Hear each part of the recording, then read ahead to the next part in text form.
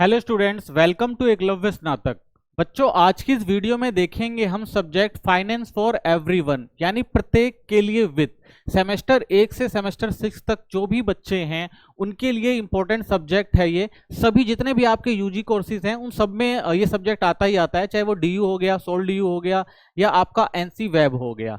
तो इस वीडियो के अंदर हम जितने भी मोस्ट इंपॉर्टेंट क्वेश्चन बनते हैं इस सब्जेक्ट से फाइनल पेपर के लिए आपके, उन सबको हम देखेंगे।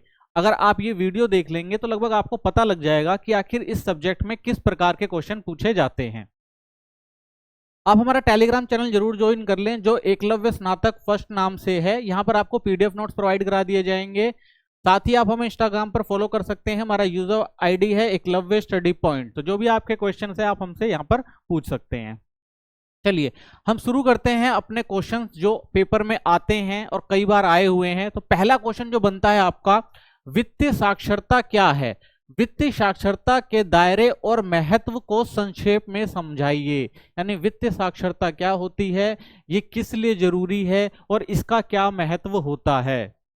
तो देखिए, वित्तीय साक्षरता का मतलब है अपने पैसे के बारे में समझदारी से निर्णय लेने की ज्ञान और कौशल होना जरूरी है। देखिए, हम लोग पैसे कमाते हैं, हमारी एक इनकम होती है, लेकिन वो इनकम जो है वो सही से इन्वेस्ट करना बहुत इंपॉर्टेंट हो जाता है। क्यों? क्योंकि भविष्य में ताकि हमें आर्थिक रूप से कोई समस्या का सामना ना करना पड़े, इसलिए हमें वित्तीय साक्षर होना बहुत जरूरी हो जाता है, ताकि हम अपने जो भी हमारे पैसे हैं या जो भी हमारे एसेट है उनका हम अच्छे से इस्तेमाल कर सके। तो उनका ज्ञान और कौशल होना बहुत जरूरी है। यह आपको समझाने में मदद करता है कि अपने पैसे को कैसे कमाना है, बचाना है, खर्च करना है और निवेश करना है और सुरक्षित रखना है।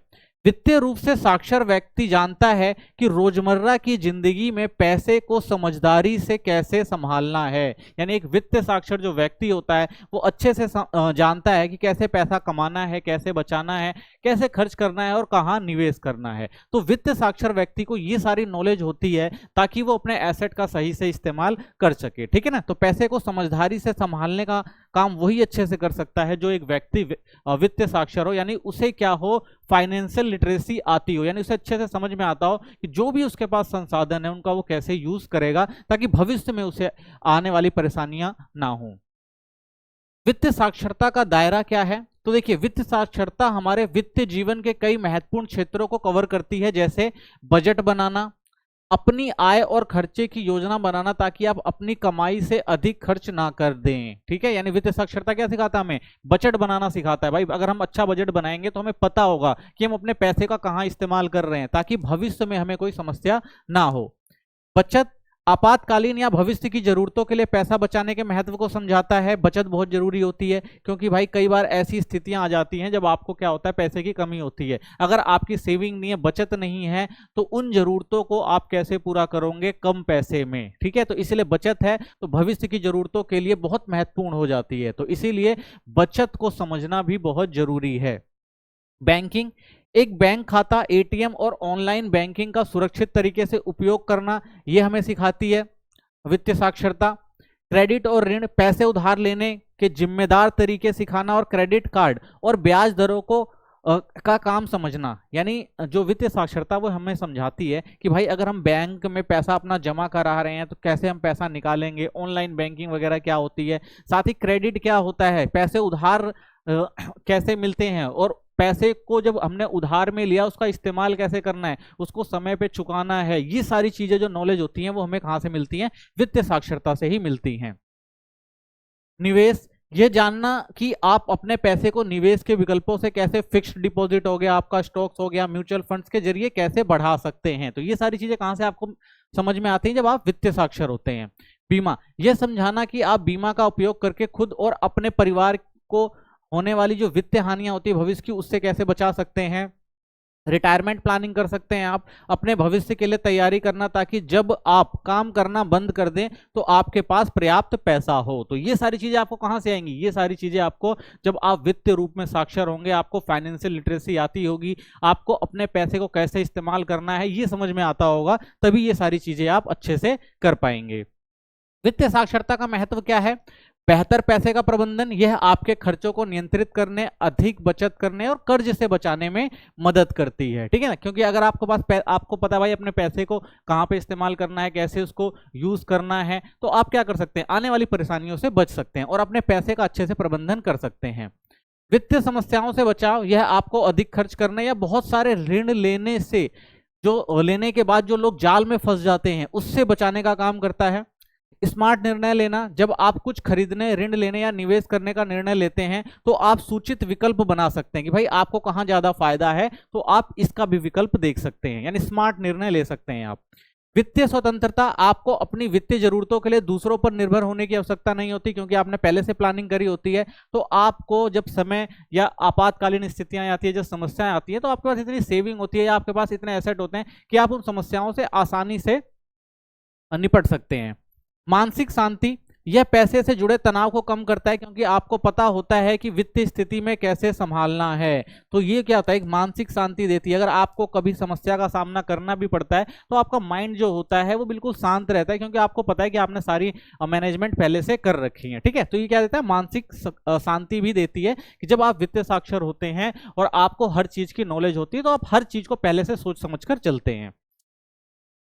वित्तीय संस्थान से आपका क्या मतलब है, वित्तीय संस्थान क्या महत्व होता है। तो देखिए, वित्तीय संस्थान वह संगठन होते हैं जो वित्तीय सेवाएं प्रदान करते हैं, जैसे बचत करना, निवेश करना, उधार लेना या पैसे का प्रबंधन करना। तो कुछ ऐसी संस्थाएं होती हैं, वित्तीय संस्थाएं होती हैं जो आपकी जो भी समस्याएं होती हैं उस समस्याओं के लिए कुछ ना कुछ सुझाव देती हैं, या कह सकते हैं कि वो आपको आपके कठिन समय में आपका साथ देती हैं, ठीक है। जैसे अगर कुछ ऐसी संस्थाएं, मान लीजिए आपके पास ज्यादा पैसा है तो बचत कैसे करेंगे आप, ठीक है, और निवेश कहाँ कर सकते हैं जिससे आपको ज्यादा फायदा हो, ठीक है। अगर आपको पैसे की कमी है तो आप उधार कहाँ से ले सकते हैं, ठीक है। तो ये सारी चीजें जो होती हैं, एक संस्था, कुछ संस्थाएं होती हैं, वित्तीय संस्थाएं होती हैं जो आपको प्रोवाइड करवाती हैं, ठीक है। उदाहरण के रूप में हम कह सकते हैं बैंक हो गया आपका, बीमा कंपनियां हो गई, पोस्ट ऑफिस हो गया, स्टॉक एक्सचेंज हो गए। तो ये सारे जो हैं आपको क्या करते हैं, एक वित्तीय संस्थान देते हैं जहां पर आप अपने पैसे को अपनी परिस्थिति के अनुसार इन्वेस्ट कर सकते हैं, लोन ले सकते हैं या भविष्य के लिए उसको बचा सकते हैं। वित्तीय संस्थानों का महत्व क्या है, तो ये प्रमोशनल गतिविधियां करते हैं, यानी वित्तीय संस्थान नए व्यवसायों को मदद करते हैं, यानी अगर आपको कोई व्यवसाय खोलना है तो उसमें आपको मदद करेंगे। उन्हें पैसे जैसे वेंचर कैपिटल प्रदान करते हैं, उन्हें शुरू करने और बढ़ाने में मदद करते हैं, खासकर उन व्यवसायों को जो नए विचारों या तकनीक कौशल के साथ आते हैं। यानी बहुत सारे ऐसे लोग होते हैं जिनके पास बहुत सारे विचार होते हैं, तकनीक होती है, वो नया अपना स्टार्टअप शुरू करना चाहते हैं, तो उनके पास क्या समस्या आती है, वित्तीय समस्या आती है, पैसे की कमी आती है। और उस पैसे की कमी को कौन दूर करते हैं, यही वित्तीय संस्थान करते हैं, ठीक है। ये क्या करते हैं, आपकी जो भी आप करना चाहते हैं या कोई भी नया बिजनेस स्टेबल करना चाहते हैं तो उसके लिए वो क्या करते हैं, आपको पैसा देते हैं, ठीक है ना। तो पैसा जो देते हैं वो क्या होता है, एक लोन के रूप में दिया जाता है, ठीक है, ताकि उनकी भी एक्सपेक्टेशन होती है कि भाई कि इससे क्या होगा, आप ग्रोथ करोगे और उससे क्या होगा, उनको भी लोन का जो है बैंक जो लोन देगा उससे उनको भी क्या होगा, फायदा होगा, क्योंकि उनसे आप उनको क्या दोगे, टैक्स के रूप उनको आप क्या दोगे, ब्याज के रूप में पैसा दोगे, तो इससे संस्थानों को भी क्या होता है, फायदा होता है। तो ये प्रमोशनल गतिविधियां करते हैं।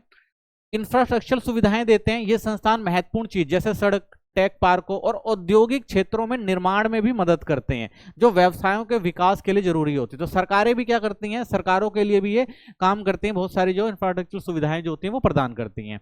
संतुलित विकास, ये संस्था गांवों और छोटे शहरों में भी पैसे और बैंकिंग सेवाएं लाते हैं, केवल बड़े शहरों में ही, ठीक है। तो ये दोनों ये संस्थाएं जो थे हर जगह आपको देखने को मिलेंगे, छोटे स्तर पर भी देखने को मिलेंगे, गांव में भी देखने को मिलेंगे, शहरों में भी देखने को मिलेंगे। तो ये संस्थाएं क्या करती हैं, हर जगह और संतुलित विकास की बात करती हैं।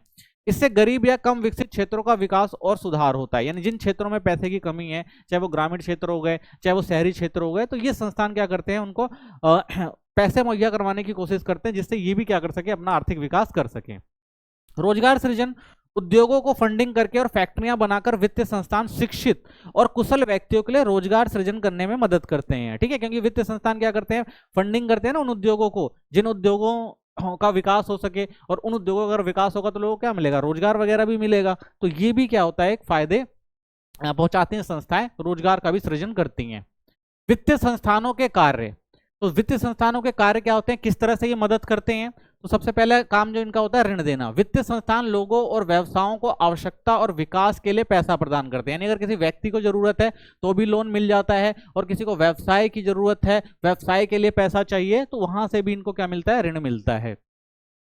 जमा स्वीकार करना, ये संस्थान लोगों से पैसा एकत्र करते हैं और उन्हें सुरक्षित रखते हैं, यानी जिनके पास पैसा ज्यादा है और उनको लगता है भाई वो पैसा इन्वेस्ट करना है, तो वो इन्वेस्टमेंट भी करते हैं, यानी वो पैसा आपसे लेंगे और उसके बदले आपको क्या देंगे, ब्याज देंगे।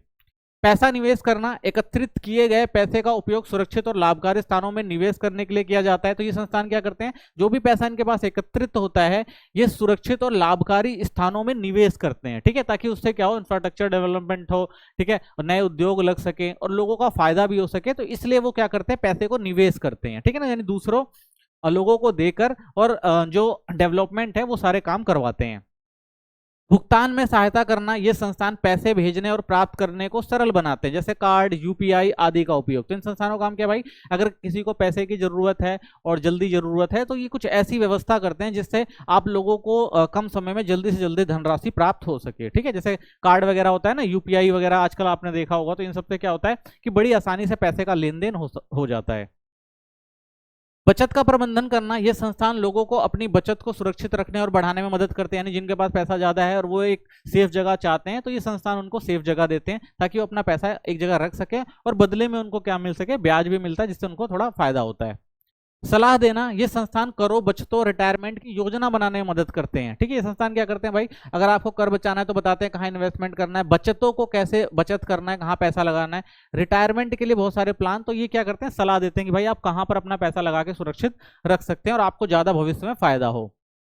अर्थव्यवस्था में पैसे का नियंत्रण, ये संस्थान पैसे के प्रवाह को प्रबंधित करते हैं ताकि अर्थव्यवस्था स्थिर रहे, ठीक है, तो ये क्या करते हैं, अर्थव्यवस्था में पैसे को नियंत्रण करने का भी काम करते हैं, ठीक है, ये सब जो होता है एक बैंकिंग मेथड होता है, यानी ये क्या करते हैं भाई कि जो भी लोन का जो इंटरेस्ट रेट होता है उसको घटा बढ़ा के इस तरह से क्या किया जाता है, अर्थव्यवस्था में पैसे पर नियंत्रण किया जाता है।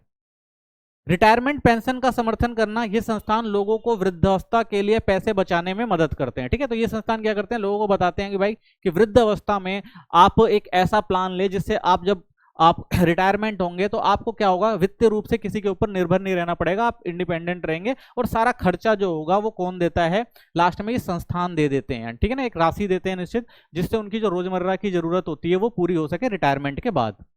राष्ट्र की अर्थव्यवस्था को बढ़ाना, ये संस्थान विकास का समर्थन करते हैं, ऋण प्रदान करते हैं और रोजगार सृजन करते हैं, ठीक है, ये चीज तो हमने देखी ली थी, तो ये जो है वित्तीय संस्थानों का काम होता है।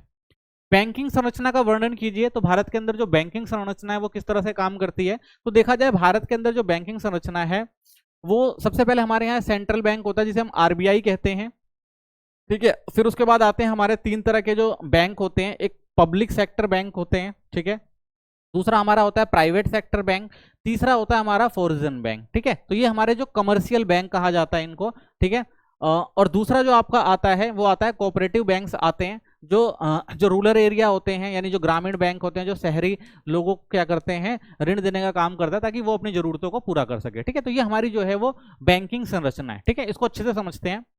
तो सबसे पहले हमारा क्या आता है, केंद्रीय bank, reserve bank of India, या हम उसे आरबीआई भी कहते हैं। भारतीय रिजर्व बैंक भारत का केंद्रीय बैंक है, यह देश की मुद्रा प्रणाली को नियंत्रित करता है, यानी देश के अंदर जो भी पैसे से संबंधित काम होते हैं वो सारा किसके कंट्रोल में होता है, आरबीआई के कंट्रोल में होता है। और क्या करता है, ये नोटों की आपूर्ति, यानी जितने भी नोट छपते हैं वो सब छापने का काम क्या होता है, इन्हीं का ही होता है, या इससे नोट से संबंधित कोई भी समस्या है तो उन सब चीजों को देखने का काम जो होता है वो आरबीआई का होता है। तो सुरक्षित और स्थिर रखता है, यह सरकार को वित्तीय मामलों में मदद करता है, यानी सरकार को बताता है कि भाई उसके पास कितना पैसा है, उसे किस तरह से अर्थव्यवस्था को चलाना चाहिए, कहाँ से पैसा आ रहा है और कहाँ पे पैसा जा रहा है, तो ये सारी चीजें जो है वो सरकार के लिए कौन करता है, आरबीआई करता है। और अन्य बैंकों को मार्गदर्शन भी देता है, और जितने भी देश के अंदर बैंक हैं उन सबको मार्गदर्शन का काम करता है कि भाई उनको कैसे काम करना है और कौन कौन सी पॉलिसी को फॉलो करना है, तो ये सारा किसका काम है, आरबीआई का काम है। तो आरबीआई जो है सुपीरियर बैंक है, यानी सबसे ऊपर ये होता है, और उसका काम क्या होता है, सरकार जो होती है, सरकार को मदद करना होता है, वित्तीय मदद करना होता है, जो भी वित्तीय मामले होते हैं उनसे संबंधित जो भी चीजें होती हैं वो सब आरबीआई का काम होता है उनको बताना। और दूसरा क्या होता है, देश के अंदर जितने भी बैंक होते हैं उनका मार्गदर्शन करना होता है, उनको कंट्रोल में रखना होता है। आरबीआई की भूमिका क्या है, यह नियंत्रित करता है कि कितनी भारतीय मुद्रा उपयोग में है, तो ये बताता है कि भाई देश के अंदर कितनी मुद्रा जो है उपयोग में आ रही है।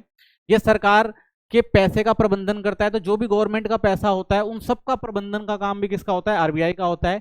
ये सभी मुद्रा नोटों को छापता है, यानी जितने भी देश के अंदर नोट छपते हैं उन सबको छापता है, बस 1 रुपए का नोट छोड़कर, ठीक है ना। तो 1 रुपए का जो नोट है वो हमारी फाइनेंस मिनिस्ट्री यानी वित्तीय जो हमारा मंत्रालय है वो छापता है। बाकी सारे जो भी नोट होते हैं या जो भी सिक्के होते हैं वो सब आरबीआई के थ्रू ही छापे जाते हैं या बनाए जाते हैं। ये केंद्रीय और राज्य सरकारों के लिए बैंकिंग का पर्यवेक्षण करता है, यानी केंद्र और राज्य के संबंधित जो भी वित्तीय मामले होते हैं उन सबकी देखरेख जो होता है वो आरबीआई का काम है। यह सरकार को पैसे से संबंधित नीतियों पर सलाह देता है कि भाई देश के अंदर पैसे की स्थिति क्या है, तो क्या नीतियां सरकार को बनानी चाहिए, तो ये सारा परामर्श कौन देता है? आरबीआई ही देता है। यह अन्य बैंकों के लिए एक बैंक के रूप में कार्य करता है, यानी जितने भी बैंक हैं देश के अंदर तो उनके लिए क्या करता है? वो बैंक के रूप में जैसे हम लोगों के लिए बैंक होते हैं वैसे ही आरबीआई, जितने भी हमारे देश के अंदर बैंक हैं उन सब बैंक के लिए आरबीआई क्या होता है? एक बैंक का काम करता है। जैसे नॉर्मल लोग होते हैं, हम लोग जो होता है वो हम जैसे हमारे जो कमर्शियल बैंक होते हैं ना, हम उसमें जाके पैसा जमा करते हैं, वैसे ही जब हमारे जो कमर्शियल बैंक है, जितने भी देश के अंदर बैंक है, उनको अगर पैसा लेना है या देना है तो वो कहाँ जाते हैं? वो आरबीआई के पास जाते हैं। यह मुद्रास्फीति को नियंत्रित करता है और अर्थव्यवस्था की सुरक्षा करता है। तो देश के अंदर जो भी मुद्रास्फीति, मान लीजिए कि अगर महंगाई बढ़ गई है, ठीक है, या महंगाई घट रही है या पैसे का ज्यादा फ्लो हो गया, तो उन सब चीजों को कंट्रोल करने का काम जो होता है वो किसका होता है? आरबीआई का ही होता है, ठीक है ना। तो इस तरह से कह सकते हैं कि आरबीआई जो है उसकी प्रमुख भूमिका है देश की अर्थव्यवस्था के अंदर, ठीक है ना, और ये सुपीरियर है और ये देश की अर्थव्यवस्था महत्वपूर्ण भूमिका निभाता है। और जितने भी वित्तीय लेन देन देश के अंदर होते हैं उन सब पे नियंत्रण जो होता है किसका होता है? आरबीआई का होता है। वाणिज्य बैंक, कमर्शियल बैंक की हम बात कर रहे थे, हमारे यहाँ 3 तरह के कमर्शियल बैंक देखे हमने। सबसे पहला आता है वाणिज्य बैंक। यह वे बैंक होते हैं जो जनता से संबंधित होते हैं। इसमें क्या होता है? जमा स्वीकार करते हैं और घरों और व्यवसायों आदि के लिए ऋण प्रदान करते हैं। तो जितने भी हमारे वाणिज्य बैंक है या कमर्शियल बैंक है उनका काम क्या होता है? वो क्या करेंगे? पैसे को लेंगे यानी स्टोर करेंगे और उसके बदले में जो भी जमा कर रहा है उसको क्या देते हैं? वो ब्याज देते हैं, ठीक है। और अगर किसी को ऋण की जरूरत है, चाहे वो एक इंडिविजुअल घर क्षेत्र जो पारिवारिक क्षेत्र होते हैं, एक कोई व्यक्ति होता है, अगर उसको किसी चीज के लिए ऋण की जरूरत होती है तो वो जो होता है लोन जो होता है वो कौन कराते हैं? ये कमर्शियल बैंक ही देते हैं। या किसी को व्यवसाय के लिए चाहिए तो वो भी ऋण कौन देता है? ये वाणिज्य बैंक ही देते हैं, कमर्शियल बैंक ही देते हैं। वाणिज्य बैंकों के प्रकार हमने देखे थे 3 होते हैं। सबसे पहला आता है आपका सार्वजनिक क्षेत्र बैंक, जिसे हम पब्लिक सेक्टर बैंक कहते हैं। ये बैंक मुख्य रूप से सरकार के स्वामित्व में होता है। ये यानी इसका पूरी अथॉरिटी किसके पास होती है? गवर्नमेंट के पास होती है और गवर्नमेंट इसको रन करती है, चलाती है। ये भारतीय रिजर्व बैंक के नियमों का पालन करते हैं। इनको जो भी रिजर्व बैंक ने नियम बना रखे हैं उनके आधार पर इनको काम करना होता है। उदाहरण अगर देखें हमारे देश के अंदर एसबीआई और पीएनबी, ये क्या है? हमारे सरकारी बैंक हैं, ठीक है ना। इनका पूरा कंट्रोल किसके ऊपर होता है? सरकार के पास होता है। दूसरा आपका आता है निजी क्षेत्र के बैंक, जिन्हें प्राइवेट सेक्टर बैंक कहते हैं। ये बैंक निजी कंपनियों या व्यक्तियों के स्वामित्व में होते हैं, ठीक है। कंपनियां चला रही होती हैं या कोई व्यक्ति इनको रन कर रहे होते हैं। ये आरबीआई के नियमों का इनको भी पालन करना पड़ता है। अगर उदाहरण के तौर पर देखें तो जो आपका एचडीएफसी हो गया, आईसीआईसीआई बैंक हो गया, तो ये सारे बैंक क्या है? आपके प्राइवेट सेक्टर के बैंक हैं, ठीक है।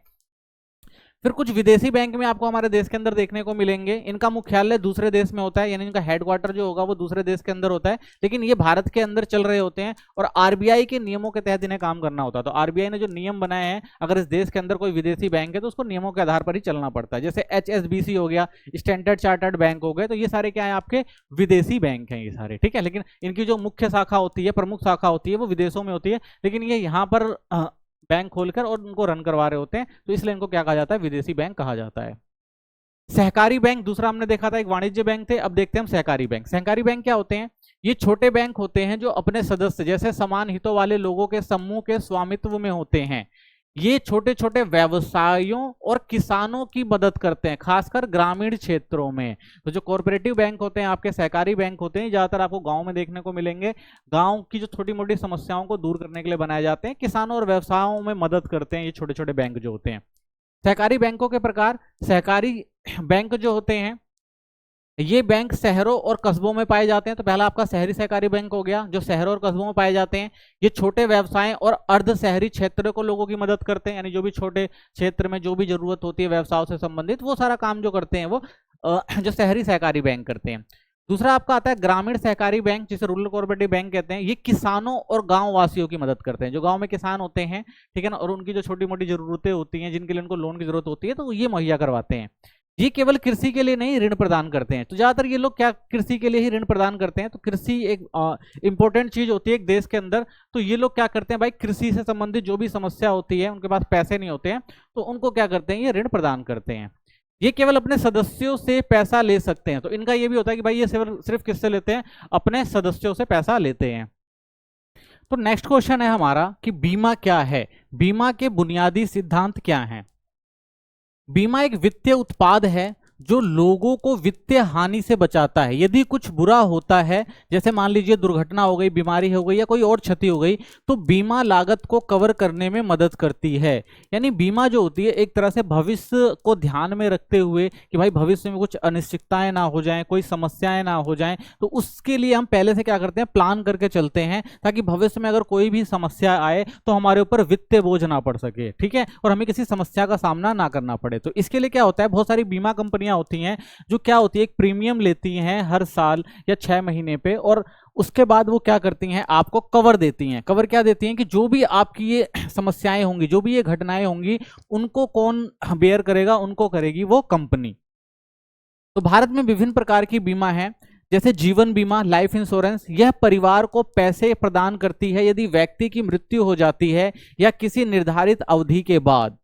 यानी कि अगर आपने लाइफ इंश्योरेंस लिया हुआ है और उस लाइफ इंश्योरेंस के जरिए आपको क्या होगा, वित्तीय सहायता मिलेगी भविष्य में अगर उस व्यक्ति की क्या हो जाए, मृत्यु हो जाए, ठीक है। तो इससे क्या होगा, इससे ये होगा कि भाई जो उसके परिवार के लोग हैं उन पे आर्थिक बोझ ना आए, वो किसी ऐसी आर्थिक समस्या का सामना ना करें जिससे उनका परिवार जो है वो बिखर जाए। क्यों, क्योंकि अगर एक व्यक्ति जो कमा रहा है उसकी अगर मृत्यु हो जाती है तो उसके परिवार पर आर्थिक संकट आ सकता है, ठीक है, क्योंकि जो भी पढ़ाई लिखाई हो गई या और भी डेली बेसिस की चीजें हो गई, तो उनके लिए किसकी जरूरत होती है, पैसे की जरूरत होती है। और जब एक काम करने वाला व्यक्ति नहीं रहेगा तो उनको क्या करना पड़ेगा, इन समस्याओं का सामना करना पड़ेगा। तो ये इंश्योरेंस जो होता है इसीलिए किया जाता है कि एक व्यक्ति जो है जिसके ऊपर एक पूरा परिवार निर्भर है, अगर उसको कुछ हो जाए तो कोई समस्या ना आए उस परिवार के लोगों को। दूसरा होता है आपका सामान्य बीमा। यह स्वास्थ्य, वाहन, घर, यात्रा आदि जैसे अन्य चीजों को कवर करता है, ठीक है। ये जैसे कि किसी के भाई अगर किसी ने गाड़ी ले रखी है, गाड़ी चोरी हो गई, या कोई बीमार पड़ रहा है, ठीक है, या कोई किसी का घर है, घर में चोरी हो जाए, आग लग जाए, दुर्घटनाएं हो जाए, तो उनके लिए भी क्या होता है, ये जो सामान्य बीमा होता है, जनरल इंश्योरेंस होता है, जिसके जरिए वो क्या कर सकता है, अपने भविष्य में होने वाले नुकसान से बच सकता है। बीमा के बुनियादी सिद्धांत क्या है, तो सबसे पहले विश्वास का सिद्धांत। आपको बीमा कंपनी को सच्ची और पूरी जानकारी देनी होगी। तो भाई जब भी आप बीमा करवाते हैं तो ये चीज याद रखनी है भाई, कंपनी को सच्ची और पूरी जानकारी देनी है, नहीं तो क्या हो सकता है कि जब आपको जरूरत पड़े इंश्योरेंस की तो उस समय आपने अगर कोई गलत जानकारी दी है उसके चलते हो सकता है कि आपका बीमा जो है वो स्वीकार ना किया जाए, ठीक है ना, अयोग्य घोषित कर सकते हैं वो लोग। तो बीमा योग्य रुचि का सिद्धांत, आप केवल वही चीज बीमा कर सकते हैं जिसे आप स्वामित्व रखते हो, जिसके पास आपका करीबी संबंध हो। तो आप बीमा में वही चीजें ले सकते हैं जो आपसे संबंधित हो या आपके करीबी से संबंधित हो। क्षतिपूर्ति का सिद्धांत होता है आपको केवल वास्तविक हानि के लिए भुगतान किया जाता है, अतिरिक्त लाभ के लिए नहीं। यानी जो जिस चीज का आपने बीमा करवाया है, जिस चीज के आपको हानि हुई है, तभी उसी चीज का ही जो होगा आपको कवर दिया जाएगा, और किसी चीज का कवर नहीं दिया जाता इसके अंदर। विनिमय का सिद्धांत होता है आपको भुगतान करने के बाद बीमा कंपनी उस व्यक्ति से पैसे की मांग कर सकती है जिससे क्षति पहुंचाई है, ठीक है। यानी आपका नुकसान हुआ है, लेकिन आपका नुकसान जिसने किया है, तो आपके नुकसान को तो कौन देगा, बीमा कंपनी देगी, ठीक है ना, बीमा कंपनी आपका भुगतान कर देगी। लेकिन जिसने आपको नुकसान पहुंचाया था तो उसका कवर जो है वो उस व्यक्ति से जो कवर रिकवर करने का काम है वो कौन करती है, वो बीमा कंपनियां करती हैं।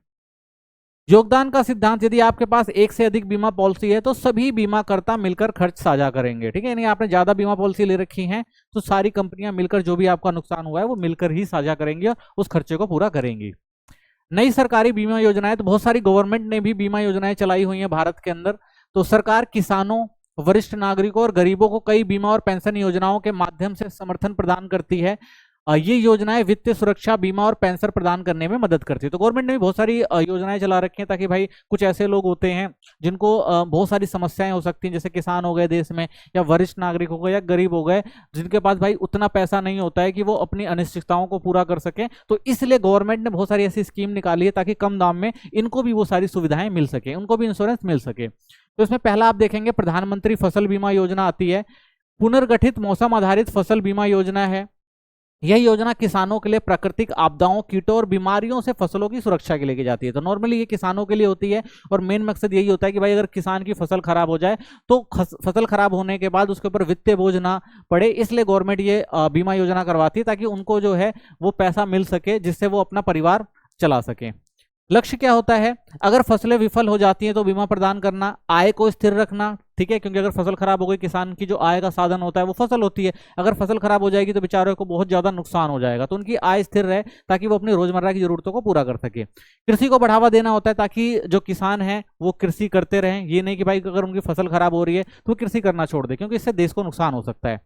किसानों को बैंक से ऋण प्राप्त करने में मदद कराना, ठीक है ना, कि अगर भाई किसान को किसी इक्विपमेंट की जरूरत है, अगर वो कोई चीज लेना चाहता है किसान खेती के लिए, तो ऋण प्रदान करा जाता है उनको। ये योजना कृषि मंत्रालय और बीमा कंपनियों द्वारा प्रबंधित की जाती है, ठीक है। तो इसको कौन देखता है? इसको कृषि मंत्रालय और बीमा कंपनियां देखती हैं। दूसरी है प्रधानमंत्री जनधन योजना। यह योजना हर किसी को एक बुनियादी बैंक खाता खोलने में मदद करती है।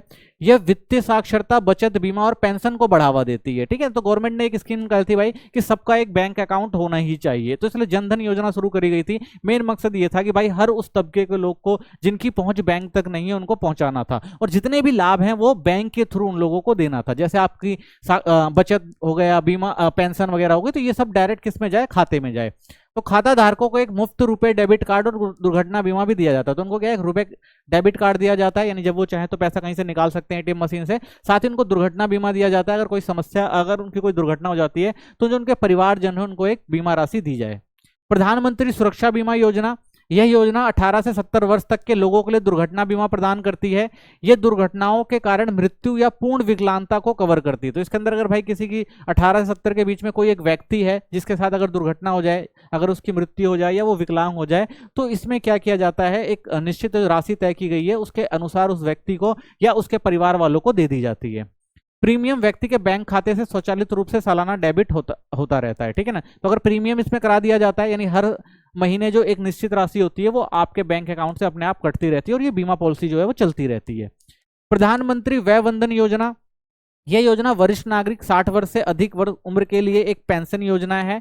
यह LIC, भारतीय जीवन बीमा निगम द्वारा संचालित की जाती है। यह 10 वर्षों तक 8% वार्षिक दर का रिटर्न प्रदान करती है, और अधिकतम जो निवेश की सीमा है वो 15 लाख है, ठीक है। तो ये प्रधानमंत्री वय वंदन योजना, अगर कोई 15 लाख तक इसमें इन्वेस्ट कर सकता है तो उसको 8% का वार्षिक रिटर्न दिया जाता है, ठीक है। तो ये कुछ अच्छी योजनाएं हैं जो सरकार द्वारा दी गई हैं ताकि उन लोगों को, बहुत सारे लोगों को इससे फायदा हो सके। भारत पोस्ट द्वारा प्रदान की जाने वाली विभिन्न सेवाएं बताइए। तो भारत पोस्ट जो है वो इंपॉर्टेंट है, इसमें से क्वेश्चन बहुत बारी आते हैं पेपर में, तो इसको आपको बिल्कुल ढंग से समझना है। तो भारत में डाक सेवा क्षेत्र। भारत की डाक सेवा की शुरुआत 1854 में ब्रिटिश शासन के दौरान हुई थी। पहले यह केवल मेल वितरण, ठीक है ना, मेल किया जाता था, लेकिन अब यह बैंकिंग, बीमा और निवेश सेवाओं में ही प्रदान की गई। तो 1854 में जब अंग्रेजों ने इसकी शुरुआत करी थी, उनका मेन मकसद था भाई समाचार को एक स्थान से दूसरे स्थान तक भेजना, संदेश भेजने का काम किया जाता था। लेकिन बाद में क्योंकि एक बहुत बड़ा नेटवर्क था भारत के अंदर, और भारत के अंदर इस नेटवर्क के चलते लोगों को वित्तीय रूप में एक साथ लेकर आना, कुछ सुविधाएं देना, जो काम कर सकते थे वो कौन कर सकते थे? ये डाकघर ही कर सकते थे। इसलिए डाकघर में जो है ये व्यवस्था शुरू की गई, बैंकिंग की व्यवस्था शुरू करी गई, बीमा की और निवेश। तो ये सारी सेवाएं जो हैं वो किससे जोड़ी गई? डाकघर से जोड़ी गई, ताकि लोगों तक पहुंच सके ये सारी चीजें। डाक सेवाओं का महत्व क्या है?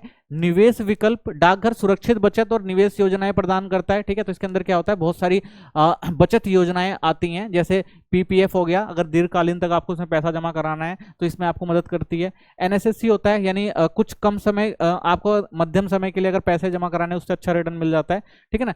RD होता है, यानी एक निश्चित समय के लिए अगर आपको करवाना है तो यहाँ पर RD के द्वारा भी आप कर सकते हैं। तो ये कुछ योजनाएं हैं जिससे क्या होता है? निवेश किया जा सकता है और जिससे लोग फायदा उठाते हैं। सुरक्षित और निश्चित रिटर्न। ये योजनाएं सरकार द्वारा समर्थित होती हैं, इसलिए रिटर्न सुरक्षित और निश्चित होता है। तो सबसे बड़ी बात है, ये गवर्नमेंट अथॉरिटी के थ्रू काम कर रही होती है ये। तो ये इंडियन पोस्ट जो है वो गवर्नमेंट के द्वारा रन की जाती है, तो एक गवर्नमेंट अथॉरिटी है, तो इसलिए क्या माना जाता है भाई? ये सुरक्षित माना जाता है, ठीक है ना। और उनको पता होता है भाई जब गवर्नमेंट की चीज है तो सुरक्षित वो मिलेगी और निश्चित वो चीज मिलेगी, ठीक है ना। तो इसलिए इनकी पॉपुलैरिटी भी ज्यादा है और लोग इस पर ज्यादा विश्वास भी करते हैं। स्थिर दीर्घकालिक रिटर्न। कई योजनाएं 15 वर्ष या उससे अधिक के लिए होती हैं जो विश्वसनीय रिटर्न प्रदान करती हैं। तो भाई कई सारी ऐसी भी पॉलिसी हैं जो 15 साल के लिए होती हैं, और अगर वहां पर अच्छा आपने इन्वेस्टमेंट किया तो आपको बहुत अच्छा रिटर्न भी मिलता है, तो ये भी वहां पे फायदा मिल जाता है। बैंकिंग सेवाएं देता है, डाकघर धन हस्तांतरण यानी पैसे को एक स्थान से दूसरे स्थान पर भेजना, बचत यानी आप वहां पे सेविंग भी कर सकते हैं, ठीक है, जमा भी कर सकते हैं, बिल भुगतान आदि जैसी बैंकिंग सेवाएं प्रदान करता है। तो आपको पोस्ट ऑफिस क्या होता है, बैंकिंग सेवाएं भी उपलब्ध होती हैं। यहाँ पर आप हर प्रकार की बैंकिंग सेवाएं ले सकते हैं जो आपको एक बैंक द्वारा दी जाती हैं, ठीक है। तो ये सारी सुविधाएं आपको मिल जाती हैं कहाँ पर, पोस्ट ऑफिस में। राष्ट्रीय पहुंच तो 1,56,000 से अधिक शाखाओं के साथ यहाँ तक कि गांव में भी पूरे देश को जोड़ते हैं। तो इसका क्या काम है भाई, ये हर देश के हर कोने तक जो है इसकी पहुंच है, और ये सबको क्या करता है, वो जोड़ने का काम करता है बैंकिंग में, ठीक है। नई सरकारी योजनाएं डाक प्रणाली में, तो भारत पोस्ट अब आधुनिक तकनीक का उपयोग करता है। एटीएम हो गया, ऑनलाइन बैंकिंग हो गई, मोबाइल एप्स हो गए, एसएमएस हो गए, तो ये सारी सुविधाएं अब कहाँ मिल जाती है, आपको डाक के थ्रू भी मिल जाती है। पोस्ट ऑफिस में भी सारी चीजें मिलती हैं। सीबीएस कोर बैंकिंग समाधान ग्राहकों को किसी भी डाकघर शाखा से सेवाओं तक पहुंचने की अनुमति देता है, ठीक है। तो कोर जो भी बेसिक आपके जो भी समस्याएं हैं वो ग्राहकों को डाकघर की शाखा में जाकर सारी सेवाएं आप तक आराम से पहुंच जाती है, और हर चीज जो है वहां पे आप कर सकते हैं। डाकघर अब इंडियन पोस्ट पेमेंट बैंक है के नाम से भी जाना जाता है, ठीक है। तो इसका नया नाम जो दिया गया है वो इंडियन पोस्ट पेमेंट बैंक है। तो आईपीपीबी की शुरुआत जो थी वो 1 सितंबर 2018 को हुई थी, और यह निम्नलिखित बुनियादी बैंकिंग सेवाएं प्रदान करता है। तो इसकी भी बहुत सारी सेवाएं आप ले सकते हैं, बिल्कुल जैसे बैंक देते हैं वैसे यही भी देते हैं। जैसे डिजिटल भुगतान हो गया, ठीक है, और कैशलेस भुगतान कर सकते हैं आप, धन हस्तांतरण यानी पैसे को एक जगह से दूसरी जगह ट्रांसफर करना, मोबाइल बैंकिंग, ठीक है, ग्रामीण क्षेत्रों में दरवाजे पर बैंकिंग सुविधाएं। तो ये सारी सुविधाएं जो किसने प्रदान करी हैं, ये डाकघर ने प्रदान करी हैं आज के टाइम में, और ग्रामीण क्षेत्रों में इसका विकास जो है काफी है, और इसका काफी फायदा भी लोग ले रहे हैं। वित्तीय नियोजन से आप क्या समझते हैं, वित्तीय नियोजन के उद्देश्य और महत्व क्या है। तो वित्तीय नियोजन क्या होता है, वित्तीय नियोजन यानी फाइनेंशियल प्लानिंग, वित्तीय योजना वह प्रक्रिया है जिसमें एक व्यवसाय की आवश्यक पूंजी का मूल्यांकन किया जाता है, और यह तय किया जाता है कि उसे कैसे जुटाना है, निवेश करना है और प्रबंधित करना है, ताकि वित्तीय लक्ष्यों को प्रभावी ढंग से प्राप्त किया जा सके। यानी आपके पास जो भी पैसा है वो कैसे इकट्ठा करना है, ठीक है, कैसे निवेश करना है, क्या आपके लिए सही होगा, क्या आपके लिए गलत हो सकता है। तो ये सारी योजनाएं जब पहले से करी जाती हैं तो उसे क्या कहा जाता है, वित्तीय योजना कहा जाता है। वित्तीय योजना के उद्देश्य क्या होते हैं, आवश्यक पूंजी का अनुमान लगाना, यानी संचालन, निवेश और भविष्य की जरूरतों के लिए हमें कितनी पूंजी की जरूरत है ये पता लगता है। पूंजी संरचना तय करना, ऋण और इक्विटी के बीच संतुलन लाना कि भाई कितना हमें इन्वेस्ट करना है, कितना हमें ब्याज पे भुगतान करना है। तो ये सारी चीजों में क्या होता है, संतुलन बनाना होता है। वित्तीय नीतियां निर्धारित करनी होती है, यानी उधारी हो गई, उधारी देने और नकदी के उपयोग के लिए नीतियां बनाना कि भाई कितना हमारे पास उधार है और कितना हम उधार दे सकते हैं। तो इन सब चीजों की जो है वो नीतियां बनाता है।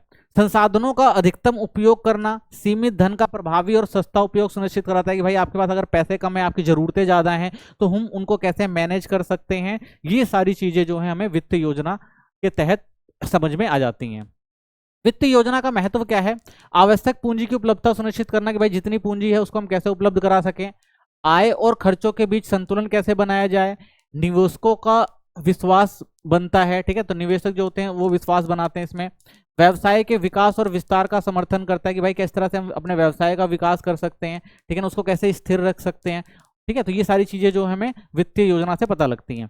बाजार जोखिमों का प्रबंधन करने में मदद करता है कि भाई बाजार हम जहां इन्वेस्टमेंट कर रहे हैं वहां पे हमें कहीं फायदा हो रहा है कि नहीं हो रहा है, कहीं नुकसान तो नहीं हो रहा। तो ये सारी चीजें होती हैं, हमें मदद करती हैं जब हम वित्तीय योजना बनाते हैं। दीर्घकालीन स्थिरता के लिए अनिश्चितता को कम करने के लिए कि भाई हम जो अपना पैसा लगा रहे हैं वो लंबे समय तक जो है वो काम करे और अच्छे से मैनेज किया जा सके, और भविष्य में अगर कोई समस्या आती है तो उस समस्याओं का हल हम कैसे निकाल सकते हैं। तो ये सारा काम जो होता है वो वित्तीय योजना के तहत किया जाता है, ठीक है। अब समझते हैं बजट, बजट घाटा और बजट अधिशेष का वर्णन करें। तो बजट क्या होता है, बजट घाटा क्या होता है और बजट अधिशेष क्या होता है, इसको समझते हैं। तो देखिए, बजट एक योजना है जो यह निर्धारित करती है कि किसी विशेष अवधि के दौरान कितनी धनराशि खर्च की जाएगी, यानी आपके पास जो पैसे हैं उन पैसों को आप कहां कैसे खर्च करेंगे, ये सब जो होता है पहले से निर्धारित करना होता है एक समय के लिए, उसे क्या कहा जाता है, बजट कहा जाता है, ठीक है। तो पहला देखते हैं व्यक्तिगत बजट क्या होता है। यह एक योजना है जो एक व्यक्ति या घराने की आय और खर्चे का प्रबंधन करती है। ठीक है, तो व्यक्तिगत का मतलब भाई एक परिवार है, उस परिवार के अंदर जो वहाँ का मुखिया है, जो पैसे कमा रहा है, उसके पास कितने पैसे हैं और उसके कितने खर्चे हैं, उनको कैसे मैनेज किया जाएगा, तो ये सारा काम कौन करता है? व्यक्तिगत बजट करता है। बजट क्यों बनाना चाहिए?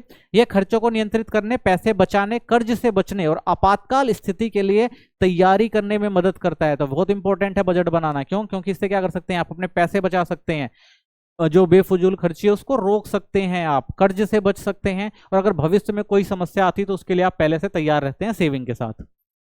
बजट बनाने की तकनीकें क्या है? तो देखिए, एक हो सकती है आपकी 50, 30 और 20 नियम।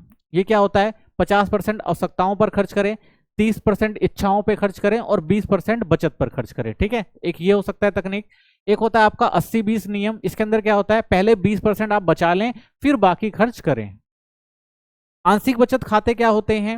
विशेष लक्ष्यों के लिए अलग अलग खाते रखें। ठीक है, यानी अलग अलग खाते, यानी आपको जिस काम की जरूरत है भविष्य में उससे संबंधित आपको क्या करना चाहिए? अलग अलग लक्ष्यों के लिए अलग अलग खाते रखने चाहिए और उसी हिसाब से आपको खर्च करना चाहिए।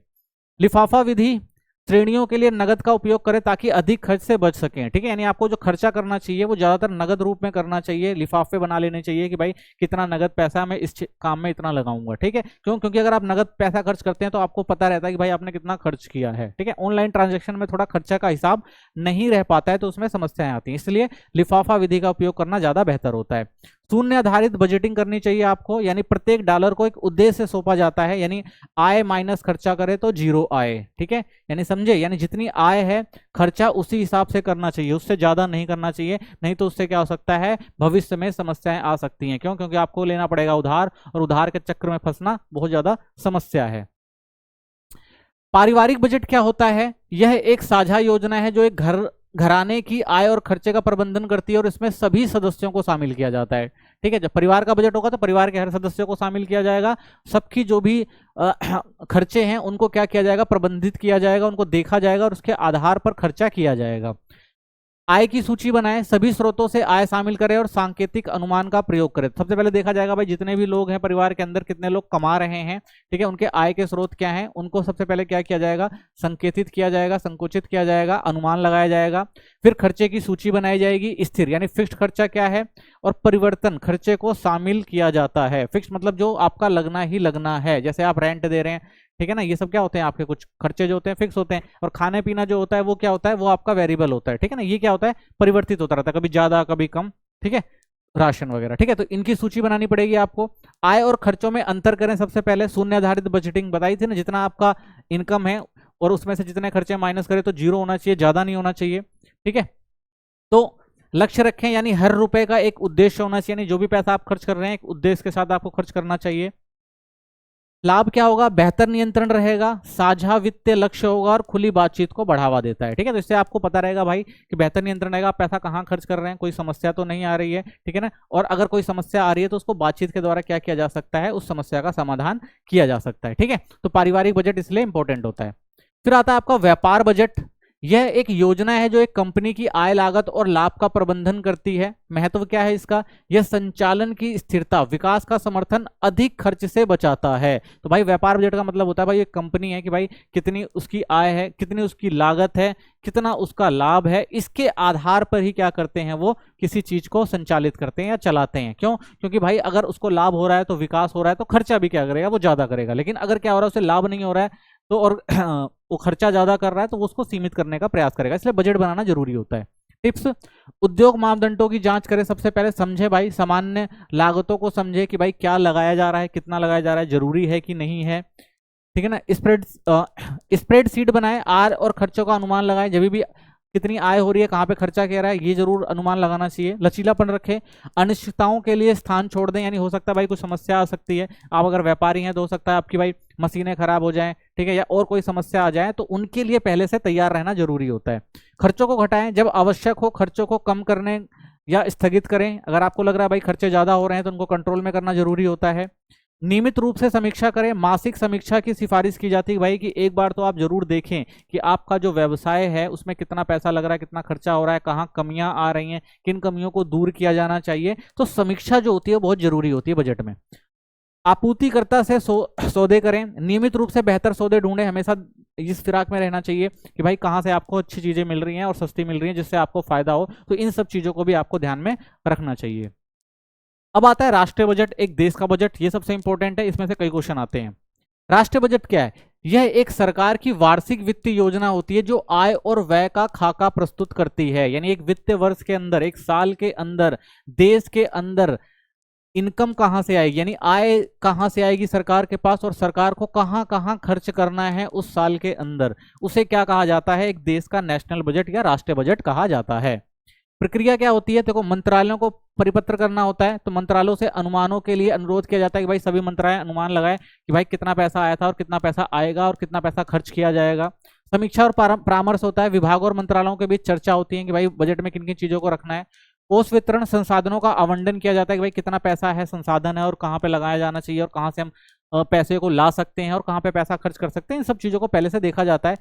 पूर्व बजट सम्मेलन, हितधारकों के साथ चर्चा की जाती है भाई कि पूर्व बजट से पहले सम्मेलन, बहुत सारे जो व्यापारी होते हैं और वर्ग होते हैं उन सबको इकट्ठा करके उनसे पूछा जाता है कि भाई कि कहाँ पे क्या चीज करनी चाहिए, क्या समस्याएं हैं, उन समस्याओं को कैसे समाधान निकालना चाहिए, तो इन सब पे क्या होती है? वार्ताएं होती हैं।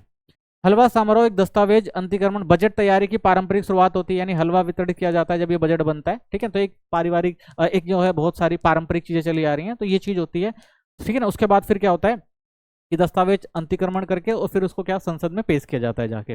फिर संसद में प्रस्तुति होती है, वित्त मंत्री द्वारा बजट 1 फरवरी को संसद में प्रस्तुत किया जाता है, ठीक है। तो एक बजट जो होता है हमारा 1 फरवरी को प्रस्तुत कर दिया जाता है। तो ये क्या होता है? सरकार का बजट होता है या राष्ट्रीय बजट होता है जो देश के लिए कहां से पैसा आया, कहां खर्चा होगा, इस पे ध्यान जो होता है केंद्रित होता है। तो जब बजट बनता है तो बजट ऐसा तो नहीं कि हमेशा अच्छे से जो बजट बनाया गया है वो फॉलो किया जाता है और जितना आय होती है उतना ही व्यय किया जाता है। देखो, बजट जब बनता है तो ऐसा नहीं कि भाई बजट हमेशा सही रहता है, बजट में कुछ ना कुछ समस्याएं आती रहती हैं, तो बजट घाटे में भी जाता है। तो सबसे पहले समझते हैं बजट घाटा क्या होता है। जब खर्चा आमदनी से अधिक होता है तब बजट घाटा होता है। यानी गवर्नमेंट ने सोचा था भाई इतना पैसा लाएंगे और यहाँ पर खर्चा करेंगे, लेकिन उतना पैसा गवर्नमेंट लेके नहीं आ पाई, लेकिन खर्चा उसने ज्यादा कर दिया, तो इसका मतलब बजट क्या हो गया? घाटे में चला गया। यह सरकारों के लिए आम और इससे राष्ट्रीय बढ़ता है, ठीक है ना। तो सरकारों के लिए क्या होता है? आम है, और इससे राष्ट्रीय जो राष्ट्र होता है वो बढ़ता है। देखिए, सरकारों के लिए जो होता है वो आम चीज है, और सरकार, क्योंकि राष्ट्र एक देश है, देश को अगर बढ़ाना है तो जो हमारा होता है ये बजट होता है, बजट घाटा, उसको कम करना जरूरी होता है ताकि लोगों को इससे फायदा हो सके। कारण, रक्षा सब्सिडी आदि पर अत्यधिक खर्च होता है। क्यों बजट घाटा होता है? तो गवर्नमेंट क्या करती है भाई? रक्षा सब्सिडी आदि इन पर ज्यादा खर्चा कर देती है। कर आय में कमी, टैक्स कटौती या मंदी के कारण, कई बार मंदी आ जाती है तो गवर्नमेंट क्या करती है भाई? टैक्स की कटौती कर देती है, तो इससे भी गवर्नमेंट की आय में कमी होती है। जब आय में कमी होगी लेकिन खर्चा ज्यादा हो जाता है, तो इस वजह से होता है। कमजोर आर्थिक प्रदर्शन, जब देश की अर्थव्यवस्था जो होती है कमजोर होती है, जीडीपी कमजोर होती है, ठीक है, देश में जो सकल घरेलू उत्पाद होता है उतना ज्यादा नहीं हो पा रहा होता है, तो इससे भी क्या होता है? हमारे बजट में जो होता है वो घाटा आता है। प्रभाव क्या पड़ता है? मुद्रास्फीति, ठीक है ना। जब एक देश के अंदर क्या होगा? बजट में घाटा होगा तो क्या होगा? सामान जो उत्पादन होगा वो कम होगा, जब उत्पादन कम होगा तो क्या होगा? समस्याएं आएंगी, इन्फ्लेशन बढ़ेगी। अधिक उधारी और ऊंचा ब्याज दर, यानी जितनी हम उधारी लेंगे, ठीक है ना, उतना क्या होगा? हमारे यहाँ लोन जो होगा वो महंगा होगा। भविष्य की परियोजनाओं के लिए कम धन होगा, यानी भविष्य की जो परियोजनाएं हैं उनको हम लागू नहीं कर पाएंगे पैसे की कमी के कारण। मंदी, रिसेशन का खतरा होगा, मंदी आ जाएगी, देश के अंदर जो उद्योग धंधे बंद हो जाएंगे, ठीक है। तो ये सारी समस्याएं हमें देखने को मिलेगी। समाधान क्या कर सकते हैं? खर्चों को कम किया जाए, यानी जो फिजूल खर्चे हैं वो कम किए जाएं। कर बढ़ाएं या अन्य आय के स्रोत विकसित करें, या तो गवर्नमेंट क्या करेगी? कर बढ़ा देगी या नए आय के स्रोत विकसित करेगी, क्योंकि वहां से जब टैक्स मिलेगा तब धीरे धीरे क्या होगा? गवर्नमेंट जो होगी वो क्या करेगी? अपने बजट घाटे को पूरा कर पाएगी। समझदारी से उधार लें, जो उधार लिया जा रहा है उसे समझदारी से लेना और समझदारी से उसको चुकाना, ठीक है, क्योंकि अगर समझदारी से लिया और चुकाया नहीं जाएगा तो भी समस्याएं हो सकती हैं, ठीक है ना। और बजट जो होता है इसलिए घाटे में जाता है, तो बजट में घाटे से क्या करना पड़ेगा? उसे बचना पड़ेगा।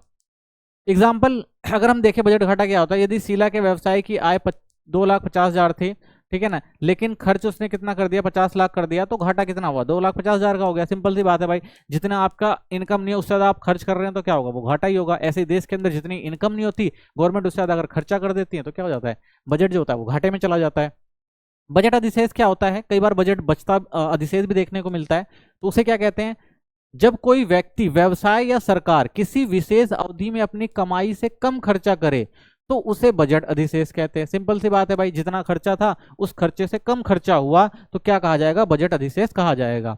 यह अतिरिक्त धन अच्छे वित्तीय स्वास्थ्य का संकेत है, ठीक है। इससे क्या होगा भाई? गवर्नमेंट के पास अतिरिक्त धन, या कोई व्यक्ति उसके पास अतिरिक्त धन बचेगा तो वित्तीय स्वास्थ्य बढ़ेगा, इससे क्या होगा भाई, वो और ज्यादा काम कर सकते हैं, पैसे ज्यादा हैं, क्योंकि इसका मतलब है कि अपनी आमदनी के दायरे में रखकर खर्च कर रहे हैं और खर्चे को पूरा करने के लिए उधारी पर निर्भर नहीं रहेंगे। ठीक है, तो इससे क्या होगी, उधारी घट जाए, उधारी घटती है और कोई भी जो काम करने होते हैं वो आसानी से किए जा सकते हैं, दूसरे पर निर्भरता खत्म हो जाती है।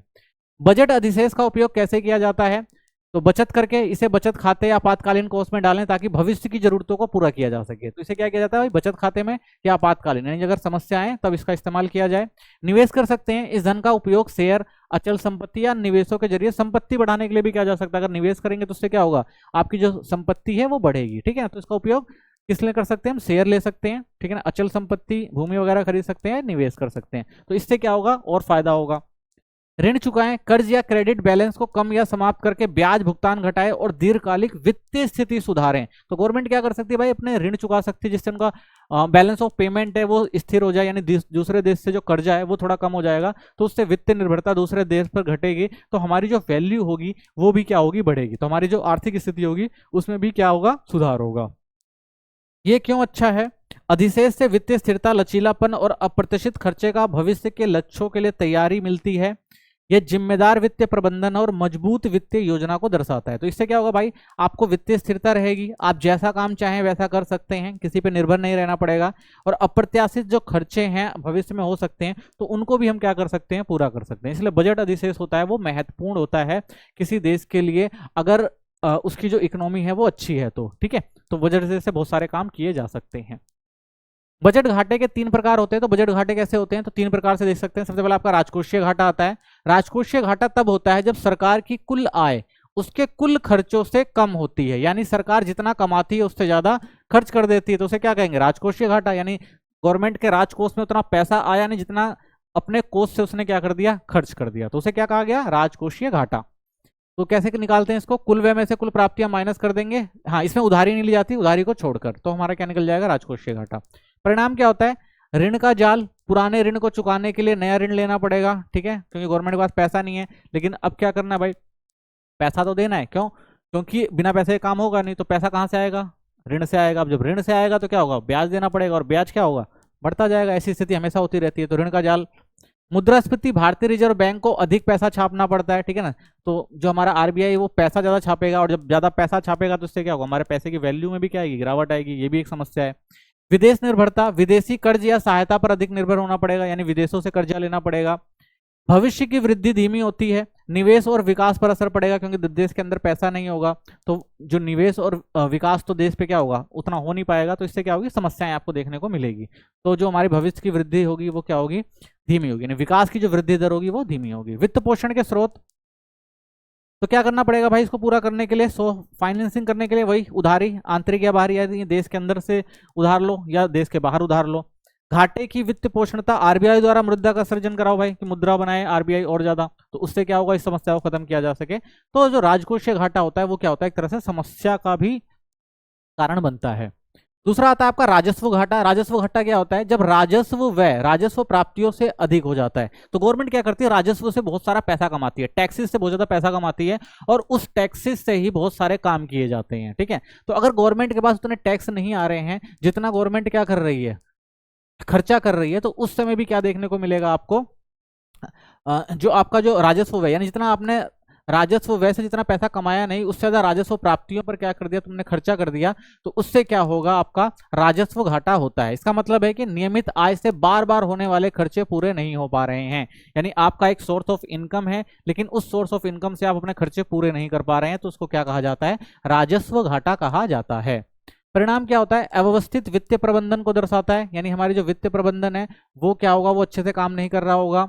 विकास परियोजनाओं के लिए पूंजी की कमी हो जाती है, यानी जो हमारी विकास परियोजनाएं हैं वो करने के लिए हमारे पास पैसे नहीं रहेंगे तो हम उनको आगे नहीं बढ़ा पाएंगे।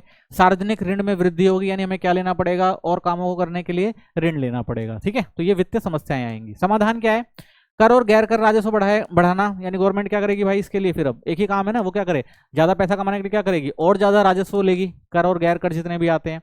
अनावश्यक खर्चों में कटौती करना, गवर्नमेंट को कटौती करनी पड़ेगी। विनिवेश, सरकारी संपत्तियों की बिक्री, यानी पैसा चाहिए तो जो काम नहीं कर रही है वित्तीय संस्थान को क्या किया जाता है, विनिवेश कर दिया जाता है, यानी बेच दिया जाता है, तो ये भी क्या है, समस्या है अगर राजस्व घाटा होता है। तीसरा आता है आपका प्राथमिक घाटा। प्राथमिक घाटा क्या होता है? राजकोषीय जो आपका घाटा था उसमें से आप ब्याज भुगतान पहले ही निकाल दें, ठीक है। यानी ब्याज भुगतान अगर हम राजकोषीय घाटे से निकाल दें तो ये हमारा क्या होता है? प्राथमिक घाटा, ठीक है। यानी ये तो हमारे पास पहले से घाटा था ही था, ठीक है ना, और उसमें ब्याज भुगतान को हम शामिल नहीं करते। तो यह दर्शाता है कि पिछले ऋणों पर ब्याज को छोड़कर कितनी नई उधारी ली गई है, ठीक है। तो इसमें हमें क्या पता लगता है कि भाई पिछले पहला तो बाकी था ही, हमने दोबारा से क्या लिया? ऋण लिया है, और हमारी उधारी क्या है? और ज्यादा बढ़ गई है। तो उसे क्या कहा जाएगा? प्राथमिक घाटा। महत्व क्या होता है? यह वास्तविक वित्तीय कमी को दर्शाता है ब्याज भुगतान से पहले। तो इसमें क्या देखने को मिलेगा? हमें वित्तीय कमी देखने को मिलती है। यदि प्राथमिक घाटा कम या शून्य हो तो यह बेहतर राजकोषीय नियंत्रण का संकेत है। तो अगर हमारा प्राथमिक घाटा कम होता है या शून्य होता है तो इसका मतलब क्या है? कि जो हमारा राजकोषीय नियंत्रण है वो बहुत अच्छे से काम कर रहा है, यानी हमारी गवर्नमेंट ने बहुत अच्छे से हमारी अर्थव्यवस्था को चलाया हुआ है, ये पता लगता है, ठीक है। नेक्स्ट क्वेश्चन हमारा आता है बैंकिंग उत्पाद और सेवाएं कौन कौन सी होती हैं, यानी बैंकिंग सेक्टर कैसे चलता है, उसमें कौन कौन से चीजें काम करती हैं। तो देखिए मुख्य कार्य क्या है? बैंक जमा एकत्रित करते हैं और ऋण प्रदान करते हैं। वे ऋणों पर अधिक ब्याज लेकर और जमाओं पर कम ब्याज देकर कमाई करते हैं। तो आपको पता ही, अगर आप बैंक में आपका अकाउंट है तो आप अगर बैंक में जो पैसा जमा करते हैं तो उसमें आपको जो होता है वो इंटरेस्ट ऑफ रेट कम मिलता है, लेकिन वही उसी बैंक में अगर आप लोन लेने जाएंगे तो आपको इंटरेस्ट जो होगा वो ज्यादा देना पड़ता है। तो ये कमाई किसकी होती है? बैंकों की यही कमाई होती है। बैंकों द्वारा प्रदान की जाने वाली प्रमुख सेवाएं कौन सी हैं? ऋण और अग्रिम, ठीक है ना, लोग लोन देते हैं और क्या देते हैं? एडवांस देते हैं। तो व्यक्तियों, व्यवसायों और कंपनियों को दिए जाते हैं। बैंकों की आय का प्रमुख स्रोत है, क्योंकि लोगों को देते हैं और उनसे क्या लेते हैं? इंटरेस्ट लेते हैं, ब्याज लेते हैं। तो यही इनकम का सोर्स होता है किसका? बैंक का। ओवरड्राफ्ट सुविधा दी जाती है ये क्या होती है? करंट अकाउंट्स के साथ दी जाती है। ग्राहक अपनी शेष राशि से अधिक निश्चित सीमा तक निकाल सकते हैं। इसे नकारात्मक बैलेंस भी कहा जाता है। तो ओवरड्राफ्टिंग का मतलब ये होता है भाई, ये करंट अकाउंट में होता है, यानी अगर आपके पास पैसे नहीं है लेकिन पैसे की जरूरत है तो आप एक लिमिट से ज्यादा, यानी इतने पैसे नहीं है तो आप क्या करेंगे? उस बैंक से निकाल सकते हैं, ये सुविधा दी जाती है। तो आपका बैलेंस होता है वो माइनस में चला जाता है, और उसके बाद अगर फिर जब आप क्या करते हैं उसके अंदर पैसा डालते हैं तो वो माइनस जो होता है वो डिडक्ट होकर बैलेंसिंग हो जाती है, ठीक है। तो ये क्या होता है? ओवरड्राफ्ट सुविधा कहते हैं। तो ये किसको दिया जाता है? जो करंट अकाउंट होल्डर होते हैं उनको दिया जाता है। बिल डिस्काउंटिंग होती है। व्यवसायों को बिल के नियत तारीख से पहले भुगतान प्राप्त करने की सुविधा देता है, ठीक है। यानी अगर आप ये बताता है कि भाई कि अगर आप व्यवसाय कर रहे हैं और आपको एक निश्चित तारीख पे बिल भुगतान करना है तो यहाँ पर ये सुविधा होती है, आप बिल डिस्काउंटिंग कर सकते हैं। अल्पकालीन वित्तीय जरूरतों में मदद करता है, यानी आपको अगर पैसे की जरूरत है तो उस टाइम क्या होता है? बैंक से आप क्या कर सकते हैं? लोन के रूप में पैसा भी ले सकते हैं। तो बिल डिस्काउंटिंग होती है वहां पर। चेक नगद करना। कोर बैंकिंग समाधान सीबीएस के तहत किसी भी शाखा में चेक नगद किया जा सकता है। यानी अगर आपको, आपके पास क्या है? एक चेक है, आपको किसी ने चेक दिया तो आप किसी भी शाखा में जाके उस चेक को क्या करा सकते हैं? कैश करा सकते हैं, ये सुविधा मिलती है। मल्टी सिटी चेक बुक्स, विभिन्न स्थानों से निकासी की अनुमति होती है, यानी आप कहीं से भी चेक बुक के द्वारा पैसा निकलवा सकते हैं। क्रेडिट दस्तावेजों का संग्रह और भुगतान। बैंक ग्राहकों की और बिल, प्राइमरी नोट्स और अन्य दस्तावेज एकत्रित करता है। तो भाई अगर आपको क्रेडिट दस्तावेजों का संग्रह और भुगतान, यानी जो भी क्रेडिट है आपको, आपके बिल हैं, उन सबको क्या कर सकते हैं? बैंक से प्रोसेस करवा सकते हैं, ठीक है। और भी जो दस्तावेज होते हैं बैंक के वो उनको हम दे सकते हैं, संग्रह कर सकते हैं, इकट्ठा कर सकते हैं। तो ये सारे काम जो होते हैं वो किसके होते हैं? बैंक में किए जाते हैं, ठीक है ना। तो बैंक ग्राहकों की ओर से क्या करता है? बिल, प्राइमरी नोट्स और अन्य दस्तावेज एकत्रित करते हैं। फिर आता है आपका विदेशी मुद्रा विनिमय, फॉरेन करेंसी एक्सचेंज। तो विदेशी मुद्रा को भारतीय रुपए में और इसके विपरीत परिवर्तित कर सकते हैं, यानी जो भी विदेशी मुद्रा है उसको हम क्या कर सकते हैं? बैंकों में जाके कन्वर्ट करा सकते हैं, लोकल जो भी हमने करेंसी उससे। यात्री और आयात निर्यातों व्यवसायों के लिए उपयोगी है, यानी अगर कोई यात्री है जो आ रहा है उसके लिए बैंक इंपॉर्टेंट हो जाते हैं, जो भी मनी एक्सचेंज ये सब चीज करनी होती है, या आपको किसी देश से आयात या निर्यात करना है तो वो सारी सुविधा भी जो होते हैं वो बैंक आपको देते हैं। वित्तीय परामर्श देते हैं। यह केवल उच्च निवल मूल्य व्यक्ति के लिए था, अब सभी के लिए उपलब्ध है। यानी आप क्या कर सकते हैं भाई? बैंक से सलाह ले सकते हैं, ठीक है, निवेश की सलाह या कर नियोजन से संबंधित कि भाई टैक्स में डिबेट कैसे मिल सकती है, या शेयर बाजार से जो भी संबंधित है, ये सारी चीजें आप, ये सारे परामर्श कहाँ से ले सकते हैं? आप जाके बैंक से ले सकते हैं। यूटिलिटी बिल भुगतान, बिजली, पानी, फोन बिल, यहाँ तक कि कारों के भुगतान की सुविधा भी प्रदान कर करों के भुगतान की सुविधा भी प्रदान करता है। तो ये सारे, यानी आप जितने भी आपके बिल हैं वो क्या कर सकते हैं? बैंक से पे कर सकते हैं, ठीक है। तो ये सारी सुविधाएं जो कौन देता है? बैंक देता है आपको।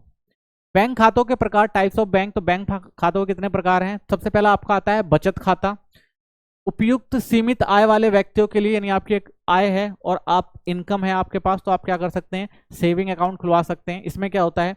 त्रैमासिक ब्याज मिलता है, बैंक और आरबीआई के नियमों के अनुसार बदलता रहता है, तो आपको त्रैमासिक जो है वो ब्याज मिलेगा, और जब जरूरत होती है आरबीआई उसके हिसाब से क्या करता है, उसमें चेंजेस कर सकता है। न्यूनतम शेष राशि बनाए रखना आवश्यक होता है, यानी एक बैलेंस, एक मिनिमम बैलेंस दिया जाता है भाई, जो आपको बनाना होता है, अलग अलग बैंकों के अलग अलग होते हैं। धनराशि कभी भी निकाली जा सकती है, आप धनराशि निकाल सकते हैं एटीएम से, ऑनलाइन या शाखा के अंदर भी जाकर आप पैसे ले सकते हैं। विदेशी नागरिक केवल किसी भारतीयों के साथ संयुक्त रूप से यहाँ खाता खुलवा सकते हैं, अगर कोई विदेशी है तो वो भी यहाँ पर खाता खुलवा सकता है, लेकिन किसी के साथ उसको खुलाना पड़ेगा। केवाईसी का पालन अनिवार्य है, तो ठीक है, अपने जो भी डॉक्यूमेंट्स हैं उनको वेरीफाई करवा के ही आप क्या कर सकते हैं, खाता खुलवा सकते हैं। सावधि जमा, टर्म डिपॉजिट या फिक्स डिपॉजिट क्या होता है, ये दीर्घकालिक और सुरक्षित निवेश चाहने वालों के लिए, भाई किसी के पास अगर पैसा है, वो चाहता है भाई लंबे समय तक अपने पैसे को स्टोर करके सेव करके रखना चाहता है, तो उसके लिए टर्म डिपॉजिट होता है। विशेषताएं क्या है इसकी, निश्चित अवधि के लिए राशि जमा, 1 माह से 3 वर्ष या उससे अधिक, तो आपकी मर्जी है, आप 1 साल या 3 साल जब तक चाहे अपने पैसे को स्टोर कर सकते हैं। बचत खाते की तुलना में अधिक ब्याज दर, तो यहाँ पर क्या होता है, बैंक आपको ज्यादा ब्याज देंगे। अवधि के दौरान निकासी की अनुमति नहीं होती, ठीक है ना, अगर आपको भाई एक बार अगर आपने जमा कर दिया, आपका जो टाइम पीरियड है, तो उस टाइम पीरियड तक ही आपको पैसा जो है होल्ड करना पड़ता है, उससे पहले नहीं दिया जाता। उससे पहले अगर आप निकालेंगे तो बहुत सारा डिडक्शन होता है और आपको ब्याज वगैरह भी नहीं मिलता। बैंक इस राशि पर उपयोग ऋण देने के लिए करता है, तो बैंक क्या करता है, जो भी आपका पैसा जब आप एक टर्म डिपॉजिट के जरिए जमा कराते हैं जितने साल के लिए, तो बैंक क्या करते हैं, उसको लोन के रूप में दे देते हैं, तो उससे क्या होता है, आमदनी ज्यादा होती है बैंक को, तो इसलिए बैंक आपको भी क्या करते हैं, अच्छा खासा इंटरेस्ट देते हैं इसमें। चालू खाता क्या होता है, व्यवसाय कंपनियों और वाणिज्य संस्थाओं द्वारा जो व्यावसायिक व्यक्ति होते हैं या कोई कंपनी होती है या कोई वाणिज्य संस्था होती है, ये लोग जो होते हैं वो करंट अकाउंट को खुलवाते हैं, ठीक है। क्यों, विशेषता क्या है इसकी, असीमित लेन देन की अनुमति, निकासी पर कोई सीमा नहीं होती, यानी जितनी बार आप पैसा चाहे निकाल सकते हैं, डाल सकते हैं, ठीक है। लेकिन सेविंग अकाउंट में नहीं होता, एक निश्चित अवधि तक ही आप उसमें से क्या करते हैं, एटीएम से पैसा निकाल सकते हैं, उसके बाद जो होता है चार्जेस वगैरह लगते हैं, लेकिन यहाँ पर कोई अनुमति की जरूरत नहीं होती, जितना मर्जी आप लेन देन कर सकते हैं, ठीक है। लेकिन जो सेविंग अकाउंट होता है उसमें एक लिमिटेड होता है, उसके उतना ही आपका लेन देन हो पाता है। उच्च तरलता के कारण कोई ब्याज नहीं दिया जाता। सबसे बड़ी बात यह है कि भाई इस खाते में कभी भी ब्याज नहीं मिलता, ठीक है, तो ब्याज नहीं दिया जाता बैंक की तरफ से। इसमें सेवाओं में शामिल है, चेक बुक होती है इसके अंदर, ऑनलाइन ट्रांसफर यानी EFT, wire transfer, net banking, ये सारी सुविधा मिलती है। डोर स्टेप बैंकिंग होती है, यानी अगर कोई समस्या है तो आप डोर स्टेप बैंकिंग कर सकते हैं। तीसरे पक्ष द्वारा खाता धारक की क्रेडिट योग्यता का मूल्यांकन संभव है, ठीक है ना, तो कोई भी तीसरा पक्ष खाता धारक में जो भी पैसे जमा करता है, ठीक है ना, तो उसका मूल्यांकन जो है आप कर सकते हैं, ठीक है। तो ये सारी चीजें जो है चालू खाते के अंदर आती हैं। आवर्ती जमा खाता क्या होता है, रिकरिंग डिपॉजिट अकाउंट कहते हैं जिसे, मासिक बचत करके ब्याज अर्जित करना चाहने वाले व्यक्ति के लिए, भाई उसे मासिक बचत करनी है और क्या ब्याज लेना है, तो उसके लिए होता है ये। विशेषताएं क्या है, चुनी गई अवधि के लिए निश्चित मासिक जमा कर सकता है वो, परिपक्वता पर ब्याज सहित एकमुश्त राशि मिलती है, यानी जब उसका पैसा जो होता है वो परिपक्व हो जाता है तो उस पर जो ब्याज होता है वो अच्छा खासा मिलता है। ब्याज त्रैमासिक चक्रवृद्धि के रूप में जुड़ता है, तो जो आपका त्रैमासिक चक्रवृद्धि ब्याज होता है उसके आधार आपको पैसा दिया जाता है। लक्ष्य आधारित बचत के लिए आदर्श है, अगर आपको लगता है भाई आप किसी काम के लिए इस पैसे को इन्वेस्ट कर सकते हैं, तो ये भी जो होता है आपके लिए बचत के लिए काफी इंपॉर्टेंट हो जाता है, ठीक है। चलिए नेक्स्ट क्वेश्चन है आपका, बैंक विभिन्न क्षेत्रों में व्यक्तियों और निगमों का वित्त पोषण प्रदान करके आर्थिक विकास को कैसे सुगम बनाते हैं, यानी जो हमारे बैंक हैं उनकी इंपॉर्टेंस कैसे है एक देश के विकास में। तो देखिए, बैंक व्यक्तियों से लेकर बड़ी कंपनियों तक विभिन्न क्षेत्रों में वित्तीय सहायता प्रदान करके आर्थिक विकास में अहम भूमिका निभाते हैं। वे उनके वित्तीय उपकरणों और सेवाओं के माध्यम से पूंजी उपलब्ध कराते हैं, जिससे उत्पादन, रोजगार, उद्यमशीलता को बढ़ावा मिलता है, ठीक है। तो क्या करते हैं भाई, वित्त पोषक है बैंक एक तरह से, क्यों, क्योंकि क्या करते हैं, आपको पैसा देते हैं और आप क्या कर सकते हैं, अगर आपकी एक कंपनी है तो आप क्या कर सकते हैं, उत्पादन कर सकते हैं, आप रोजगार जनरेट कर सकते हैं इससे, ठीक है ना, नए उद्यम लगाते हैं, उससे भी क्या होता है, विकास होता है, देश को बढ़ावा मिलता है। तो ये सारे काम करके क्या करते हैं जो बैंक होते हैं वो देश के विकास में महत्वपूर्ण भूमिका निभाते हैं, ठीक है। कैसे, माइक्रो फाइनेंस होता है एक बैंकों द्वारा, पारंपरिक बैंकों से वंचित छोटे व्यवसाय और व्यक्तियों के लिए भाई अगर उनको लोन की जरूरत है तो दी जाती है।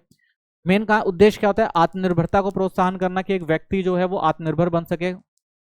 एग्जाम्पल के तौर पे देखें तो मुद्रा लोन, ठीक है ना, मुद्रा लोन जो दी जाती है इसमें अगर शिशु के लिए लगभग 50,000 तक, ठीक है ना, और किशोरों के लिए 50,000 से 5 लाख तक, और तरुण जो बड़े लोग होते हैं उनको 5 लाख से 10 लाख तक का जो है वो पैसा दिया जाता है, ठीक है ना। तो ये माइक्रो फाइनेंस है जिससे जिससे बैंक क्या करते हैं कि भाई उत्पादन को बढ़ावा देते हैं, रोजगार को बढ़ावा देते हैं और उद्यमशीलता को बढ़ावा देने का काम करते हैं ताकि देश में आर्थिक विकास हो सके।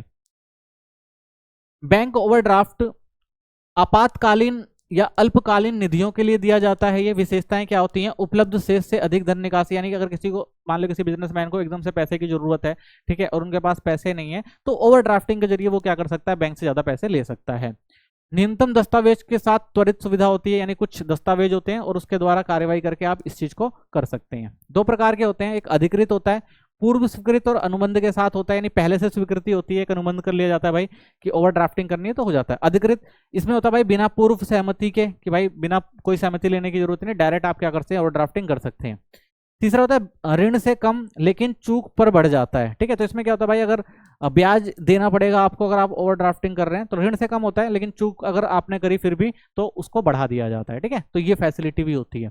नगद ऋण, कार्यशील पूंजी की आवश्यकता, विशेषताएं क्या होती हैं? अल्पकालीन होता है, 12 महीने तक दिया जाता है। गिरवी कोलेक्ट्रेल की आवश्यकता होती है, यानी कुछ ना कुछ आपको गिरवी रखना पड़ेगा, उसके बाद ही मिलेगा। ओवरड्राफ्ट की तुलना में कम ब्याज, तो इसे ओवरड्राफ्ट की तुलना में कम ब्याज पे दिया जाता है। गिरवी रखना, आप गिरवी रख के भी क्या कर सकते हैं? लोन ले सकते हैं।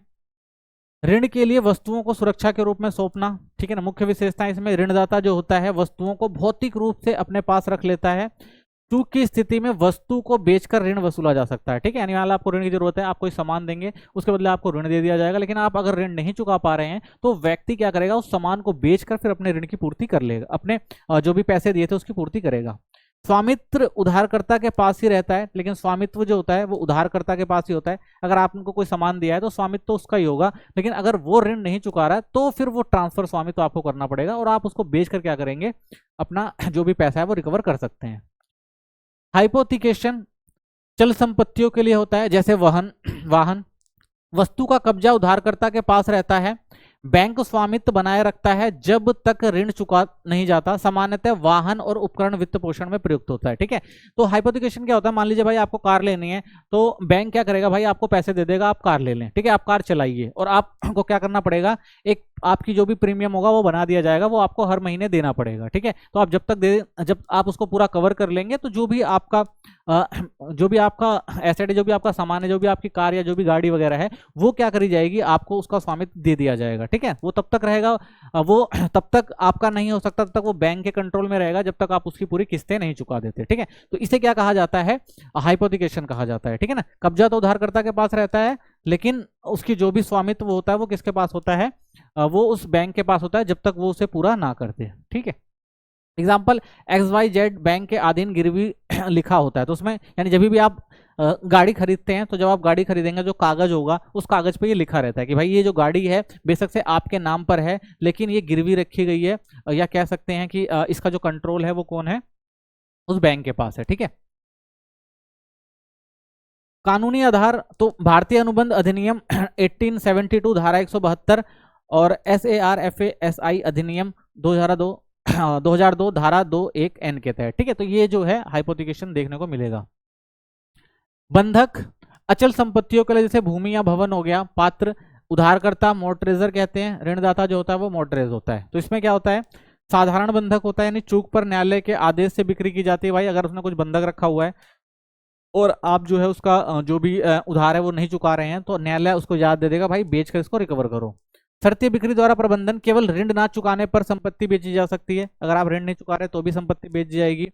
उपभोग बंधक, ऋण दाता संपत्तियों से आए किराया लाभ प्राप्त करता है। तो इसके अंदर क्या होता है भाई? जो ऋणदाता होता है वो संपत्ति से, जो उसका जो भी संपत्ति होगी वो उस पर कंट्रोल कर लेगा, तो उससे जो भी किराया वो लाभ है वो लेगा। अंग्रेजी बंधक, स्वामित्व अस्थायी रूप से ऋणदाता के पास रहता है, ठीक है ना। तो जो होता है, जो भी स्वामित्व होता है पूरा कौन ले लेता है? उसका ऋणदाता, जिसने उसको ऋण दिया है वो ले लेगा, ठीक है। तो ये 4 प्रकार के आपको देखने को मिलते हैं बंधक। बैंकिंग में नई तकनीकें और पहल, आजकल हम बैंकिंग में नई नई तकनीकें देखने को मिलती है। सबसे पहले कैशलेस बैंकिंग समझ लें आप, तो आपको पता ही है नकदी पर निर्भरता को घटाना, ताकि लेन देन अधिक कुशल, सुरक्षित और किफायती हो सके, ठीक है। यानी इसमें क्या होगा? कैशलेस होगा, नगद देने की जरूरत नहीं होगी, सब कुछ क्या हो जाता है? ऑनलाइन हो जाता है। मुख्य उपकरण आप देख सकते हैं इसमें बैंक कार्ड हो गया, डेबिट कार्ड हो गया। तो डिजिटल भुगतान सबसे सामान्य तरीका है, ठीक है ना। तो आपके पास एक डेबिट कार्ड होता है या क्रेडिट कार्ड होता है, आप उसका इस्तेमाल करके बिना कैश के सामान का लेन देन खरीद कर सकते हैं। USD अनस्ट्रक्चरल सप्लीमेंट्री सर्विस डेटा, ठीक है, ये SMS से होता है। बिना स्मार्टफोन या इंटरनेट के बैंकिंग के लेन देन की सुविधा होती है, विशेषकर ग्रामीण उपयोगकर्ताओं के लिए, ठीक है। तो ये क्या होता है? SMS के द्वारा ही आप क्या कर सकते हैं? लेन देन कर सकते हैं। बैंकिंग सिस्टम जो होता है, तो उसे क्या कहते हैं, यूएसएसडी कहते हैं। क्यूआर कोड आप सबको पता ही है, क्विक रिस्पॉन्स जिसे कहा जाता है, कोड जिसे मोबाइल कैमरे से स्कैन करके त्वरित भुगतान किया जा सकता है, ठीक है। तो क्यूआर पेमेंट जो आजकल आपको देखने को मिल जाती है, तो ये सारी कैशलेस फैसिलिटी हैं। मोबाइल वॉलेट्स आपको पता है ई मनी हो गया, बैंक खाते से जुड़े होते हैं, जैसे पेटीएम, फोन पे, तो आप यहाँ पर पैसे रख सकते हैं और यहाँ से भुगतान कर सकते हैं। तो ये सारी जो है नई कैशलेस सुविधाएं हैं। ई बैंकिंग क्या होती है, ग्राहकों को इलेक्ट्रॉनिक माध्यम जैसे कंप्यूटर हो गया, आपका फोन हो गया, इंटरनेट से बैंकिंग सेवाएं प्रदान करती है। लोकप्रिय होती है, लोकप्रिय क्यों है ये बैंकिंग सेवाएं, तो आपको पता है भाई ये बहुत आसान होती है, इसलिए ज्यादा क्या है ये लोकप्रिय है, क्योंकि कंप्यूटर हो गया, फोन हो गया, इंटरनेट ये चाहिए और आप कोई भी भुगतान जो होता है वो चंद मिनटों में कर देते हैं। मोबाइल बैंकिंग जैसे हो गया, एम बैंकिंग कहा जाता है, स्मार्टफोन के माध्यम से फंड ट्रांसफर, बिल भुगतान, बैलेंस चेक, तो ये सारी सुविधाएं जो आजकल आसान हो गई हैं। इलेक्ट्रॉनिक्स क्लियरेंस सिस्टम है, ईसीएस है। आवर्ती बिल जैसे कि क्रेडिट कार्ड बिल स्वतः खाते से कट जाता है, तो ईसीएस बहुत आसान सा सिस्टम है। आपको किसी चीज का बिल भुगतान करना है तो आपको क्या करना है, उसका जो भी एक टाइम पीरियड है उसको ईसीएस करा लेना होता है, तो जब उसकी समय अवधि आती है तो आपका जो भी अमाउंट होता है वो बैंक से डायरेक्ट कट जाता है, आपको कुछ करने की जरूरत नहीं पड़ती। स्मार्ट कार्ड्स हैं आजकल, आपको पता है माइक्रोचिप युक्त कार्ड्स होते हैं जो सुरक्षित, छेड़छाड़ प्रतिरोधी, लेन देन में प्रयोग होते हैं। तो आप क्या कर सकते हैं, स्मार्ट कार्ड से जो भी सामान लेन देन है वो कर सकते हैं। ये नई सुविधा आ गई है, डेबिट कार्ड, क्रेडिट कार्ड, ऐसी बहुत सारी चीजें हैं। इलेक्ट्रॉनिक फंड ट्रांसफर ईएफटी, बैंकों के बीच खाते में इलेक्ट्रॉनिक रूप से धन हस्तांतरण बिना किसी मैनुअल हस्तक्षेप के, यानी कोई आदमी आएगा जाएगा नहीं, और ईटीएफ के द्वारा क्या होता है, हस्तांतरण एक बैंक से दूसरे बैंक में कर दिया जाता है, तो उसे क्या कहते हैं, ईएफटी कहते हैं। टेलीफोन बैंकिंग क्या होती है, टेलीफोन के माध्यम से लेन देन की सुविधा, शाखा या एटीएम पर जाने की आवश्यकता नहीं होती, ठीक है। तो आप टेलीफोन पे कॉल करके भी बैंकिंग का जो है फायदा उठा सकते हैं, तो इसे क्या कहा जाता है, टेलीफोन बैंकिंग। इंटरनेट बैंकिंग होती है, ये क्या होती है, इंटरनेट के माध्यम से खाता प्रबंध, बिल भुगतान, फंड ट्रांसफर, ऋण आवेदन आदि कभी भी किया जा सकता है, ठीक है। तो ये इंटरनेट बैंकिंग आ गई, आप घर बैठे, ठीक है ना, टेलीफोन से या फिर सॉरी स्मार्टफोन से और या कंप्यूटर से कुछ भी कर सकते हैं, ठीक है ना, अपने खाते को मैनेज कर सकते हैं, बिल भुगतान कर सकते हैं, एक जगह से दूसरी जगह ऋण ट्रांसफर कर सकते हैं, ठीक है ना, या फिर आपको लोन लेना है तो उसके लिए आवेदन कर सकते हैं। होम बैंकिंग क्या होती है, मोबाइल या कंप्यूटर से घर बैठे लेन देन करने की सुविधा होती है, ठीक है ना। आज 24/7 एक्सेस है, काम, कागजी कार्रवाई, नगद जोखिम में भी क्या है, कमी है। 24/7 आप घर बैठ के जो भी आपको फैसिलिटी चाहिए वो घर बैठे मिल जाती है, ठीक है। कुछ शॉर्ट नोट्स देखते हैं जिनके ऊपर काफी क्वेश्चन आते हैं पेपर के अंदर, ठीक है, इनको समझ लेते हैं। सबसे पहले सिबिल क्या होता है, सिबिल एक कंपनी है जो यह रिकॉर्ड रखती है कि व्यक्ति अपने ऋण और क्रेडिट कार्ड बिल समय पर चुकाता है या नहीं। तो इसका मतलब क्या है कि ये निगरानी रखती है कि एक व्यक्ति कितना लॉयल है, क्या भाई वो समय पर अपने बिल भुगतान कर रहा है या नहीं कर रहा, या सामान उधार में लेकर वो चुकाता नहीं। तो इससे पता लगता है भाई कि किसको लोन देना चाहिए, किसको क्रेडिट जो है क्रेडिट कार्ड देना चाहिए या लोन देना चाहिए या नहीं देना चाहिए। महत्व क्या है, बैंक ऋण देने से पहले आपका सिबिल स्कोर चेक कर लेते हैं, समय पर भुगतान करने से स्कोर अच्छा रहता है, यानी जो समय पर अपने जो भी लोन्स वगैरह हैं या जो भी क्रेडिट चीजें हैं, जो भी उधार पे ली हुई चीजें, अगर उसको सही से क्या कर रहे हैं वो दे रहे हैं, तो इसका मतलब है कि वो एक अच्छा व्यक्ति है और उसको आसानी से लोन मिल जाता है। एटीएम क्या होता है, ऑटोमेटिक टेलर मशीन, आपको पता ही है क्या करता है, नकदी निकालने या जमा करने की सुविधा बिना बैंक शाखा जाए, आप कहीं से भी क्या कर सकते हैं, पैसे नगद में निकाल सकते हैं एटीएम मशीन से। डेबिट या क्रेडिट कार्ड डालें, पिन दर्ज करें और स्क्रीन पर निर्देश का पालन करें। आपको पता है चाहे आपके पास डेबिट कार्ड है या क्रेडिट कार्ड है, आप आराम से क्या कर सकते हैं, पैसे की निकासी कर सकते हैं, ठीक है। चलिए, नेट बैंकिंग, नेट बैंकिंग आपको पता है इंटरनेट के माध्यम से बैंकिंग सेवाओं का उपयोग करना है, जैसे पैसे हो गए, भोजन, खाता देखना, बिल भुगतान, कभी भी कहीं से भी किया जा सकता है, ठीक है। तो ये भी एक आसान तरीका है। RTGS, real time gross settlement, ये भी इंपॉर्टेंट है, क्या करता है ये, बड़ी राशि तुरंत एक बैंक से दूसरे बैंक में ट्रांसफर की जाती है, इससे आपको बड़ा अमाउंट ट्रांसफर करना है तो आपको आरटीजीएस कराना पड़ता है। एक बार पैसा भेज दिया गया तो वापस नहीं हो सकता, ठीक है। इसका मतलब क्या है भाई, एक बैंक अकाउंट है, इसमें आपने एक बड़ी राशि ट्रांसफर कर दी, फिर दोबारा वापस नहीं लिया जा सकता। एनएफटी क्या होता है, एनईएफटी होता है, क्या करता है, भारत में किसी भी बैंक खाते में कोई भी राशि ट्रांसफर की जा सकती है। तो एनईएफटी का मतलब है किसी भी बैंक से किसी भी बैंक में कोई भी राशि जो है ट्रांसफर की जाती है। आवश्यक जानकारी जैसे खाता संख्या, बैंक का नाम और आईएफएससी कोड, इन 3 चीज की जरूरत होती है और आप क्या कर सकते हैं, कहीं से भी पैसा ट्रांसफर कर सकते हैं। आईएमपीएस क्या होता है, मोबाइल या एसएमएस से पैसे भेजने का त्वरित तरीका है, ये 24/7 सेवा, रात या छुट्टी के दिन भी पैसे भेज सकते हैं, ठीक है। तो ये एसएमएस के द्वारा यूज किया जाता है, ठीक है, इमीडिएट पेमेंट सर्विस कहा जाता है इसे। ईसीएस क्या होता है, क्या बिजली हो गया, फोन बिल हो गया, वेतन जैसे मासिक भुगतान स्वचालित रूप से करता है, तारीख याद रखने की जरूरत नहीं होती, पैसा खुद ब खुद कट जाता है। ठीक है, यानी आप ईसीएस करा लें, आपको जो भी बिल भुगतान करना है या किसी को सैलरी देनी है, कुछ भी करना है, तो तुरंत क्या होगा, आपके अकाउंट से कट के उस अकाउंट में चला जाएगा। ठीक है, तो बहुत अच्छी सुविधा है ये। डेबिट एंड क्रेडिट कार्ड आपको पता है, डेबिट कार्ड पैसा सीधे बैंक खाते से कटता है, जितना बैलेंस है उतना ही खर्चा कर सकते हैं। जितना आपके पास, डेबिट कार्ड का मतलब है कि आप अगर उसमें से एटीएम से पैसे निकाल सकते हैं, जितना आपके एटीएम डेबिट कार्ड में पैसा है उतने का आप सामान ले सकते हैं, उससे ज्यादा का नहीं ले सकते। क्रेडिट कार्ड क्या होता है, बैंक से उधार लेकर खर्च करते हैं, यानी एक क्रेडिट कार्ड दिया जाता है, उसकी एक लिमिट होती है और उतना आप क्या लेते हैं, बैंक से उधार लेते हैं। ठीक है ना, फिर आपको क्या करना पड़ता है, समय पर चुकाना होता है। बाद में चुकाते हैं, देर से चुकाने पर अतिरिक्त शुल्क लगता है। अगर आपने भाई ज्यादा उधार कर दिया है, ठीक है, और आप चुका नहीं पा रहे हैं, तो आपको क्या देना पड़ेगा, उस पर इंटरेस्ट देना पड़ता है। ऐप बेस्ड पेमेंट क्या होती है, तो आपको पता है भाई, गूगल पे हो गया, फोन पे हो गया, पेटीएम जैसे ऐप से भुगतान करना जो होता है वो क्या होता है, ऐप बेस्ड पेमेंट होती है। कैसे काम करता है, एक बार कोड बैंक जानकारी डालने पर ऐप सुरक्षित रूप से भुगतान भेज देता है। ठीक है ना, तो बार कोड होता है, आप क्या करेंगे, स्कैन करेंगे और उसके बाद फिर क्या होगा, जो भी आप अमाउंट उसमें डालेंगे वो आप दूसरे के खाते में भेज सकते हैं। उपयोग में उत्पादन, कोई सामान खरीदना है, बिल भुगतान करना है, या किसी को पैसे भेजने के लिए इसका उपयोग किया जाता है। ठीक है, पोस्ट ऑफिस सेविंग्स अकाउंट होते हैं कुछ, इनको समझ लेते हैं, ये भी इंपॉर्टेंट है, पेपर में आते हैं। रोजमर्रा के उपयोग के लिए बेसिक जो बचत खाता है उसे हम क्या कहते हैं, पोस्ट ऑफिस सेविंग अकाउंट कहते हैं। न्यूनतम जमा कितना होता है, 500। ब्याज जो होता है 4% सालाना दर से जोड़कर दिया जाता है।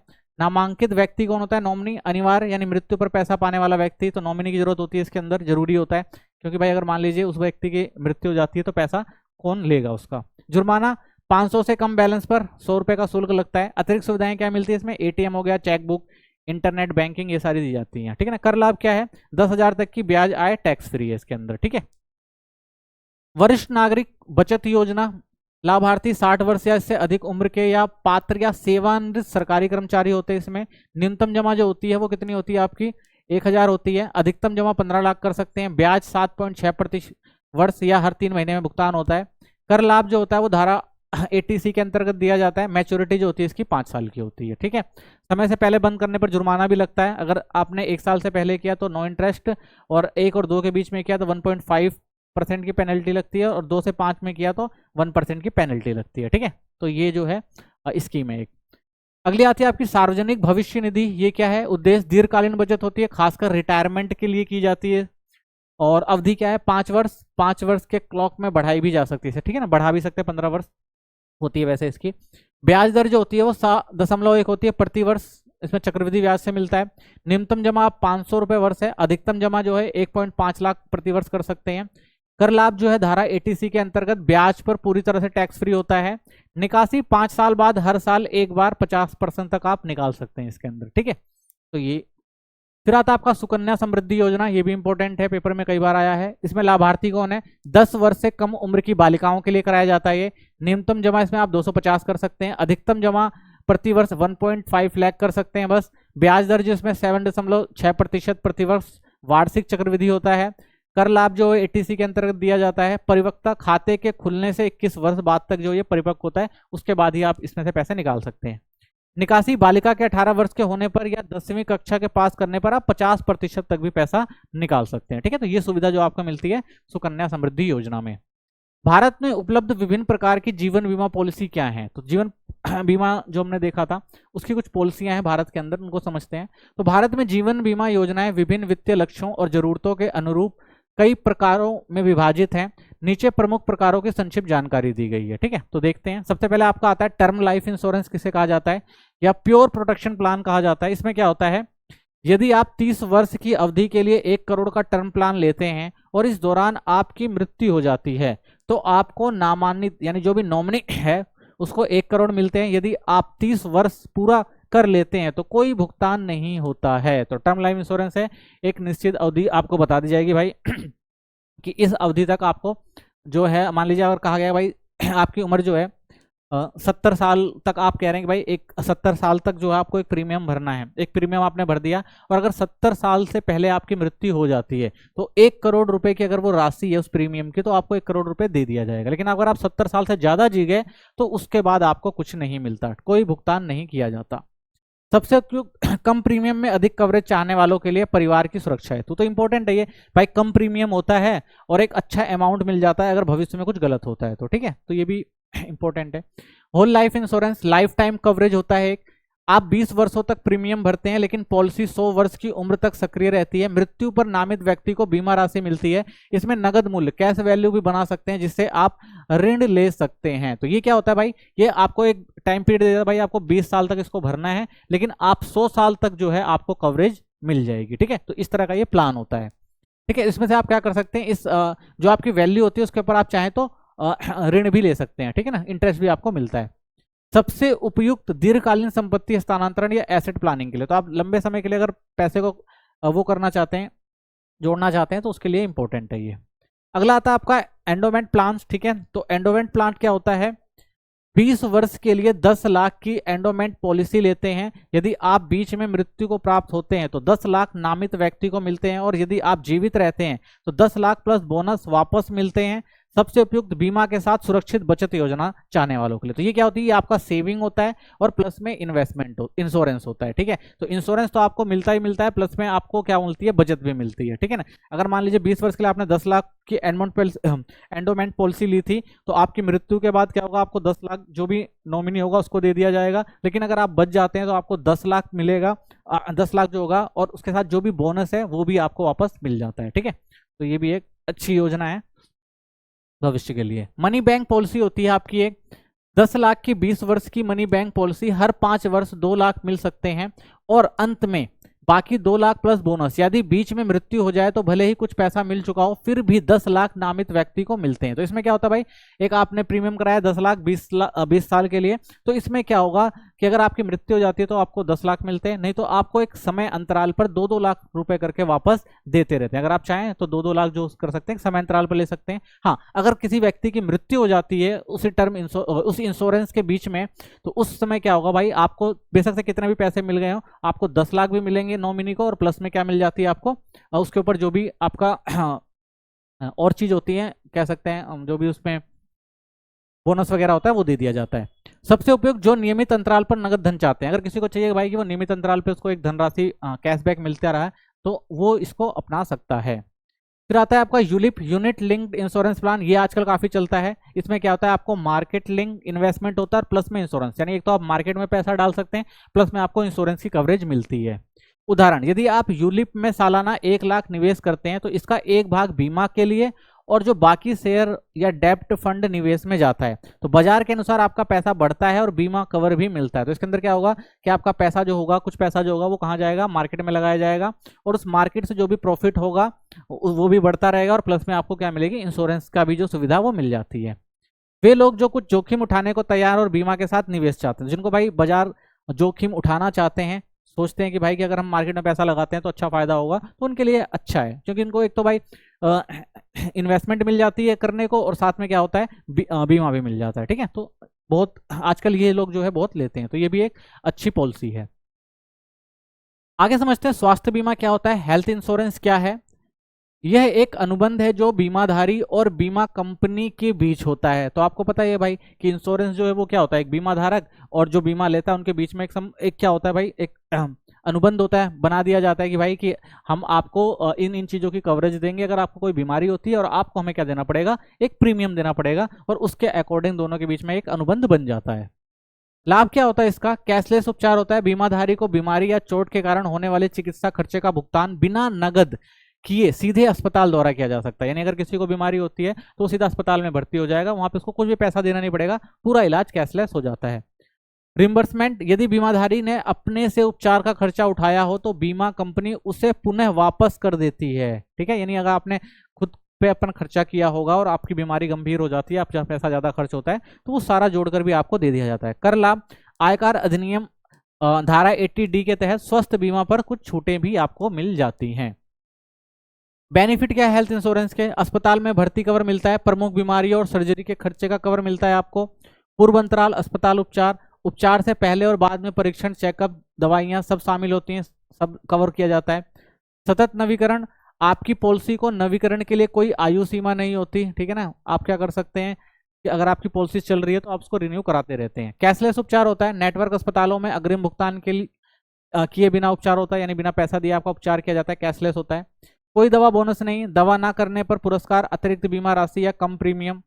ठीक है, तो कोई दावा बोनस नहीं मिलता, यानी अगर आपने एक बार इंश्योरेंस ले लिया तो आप अगले जो प्रीमियम आएगा उसमें आपको बोनस नहीं दिया जाता। ठीक है, आपका प्रीमियम भी जो होता है वो कम नहीं होता है।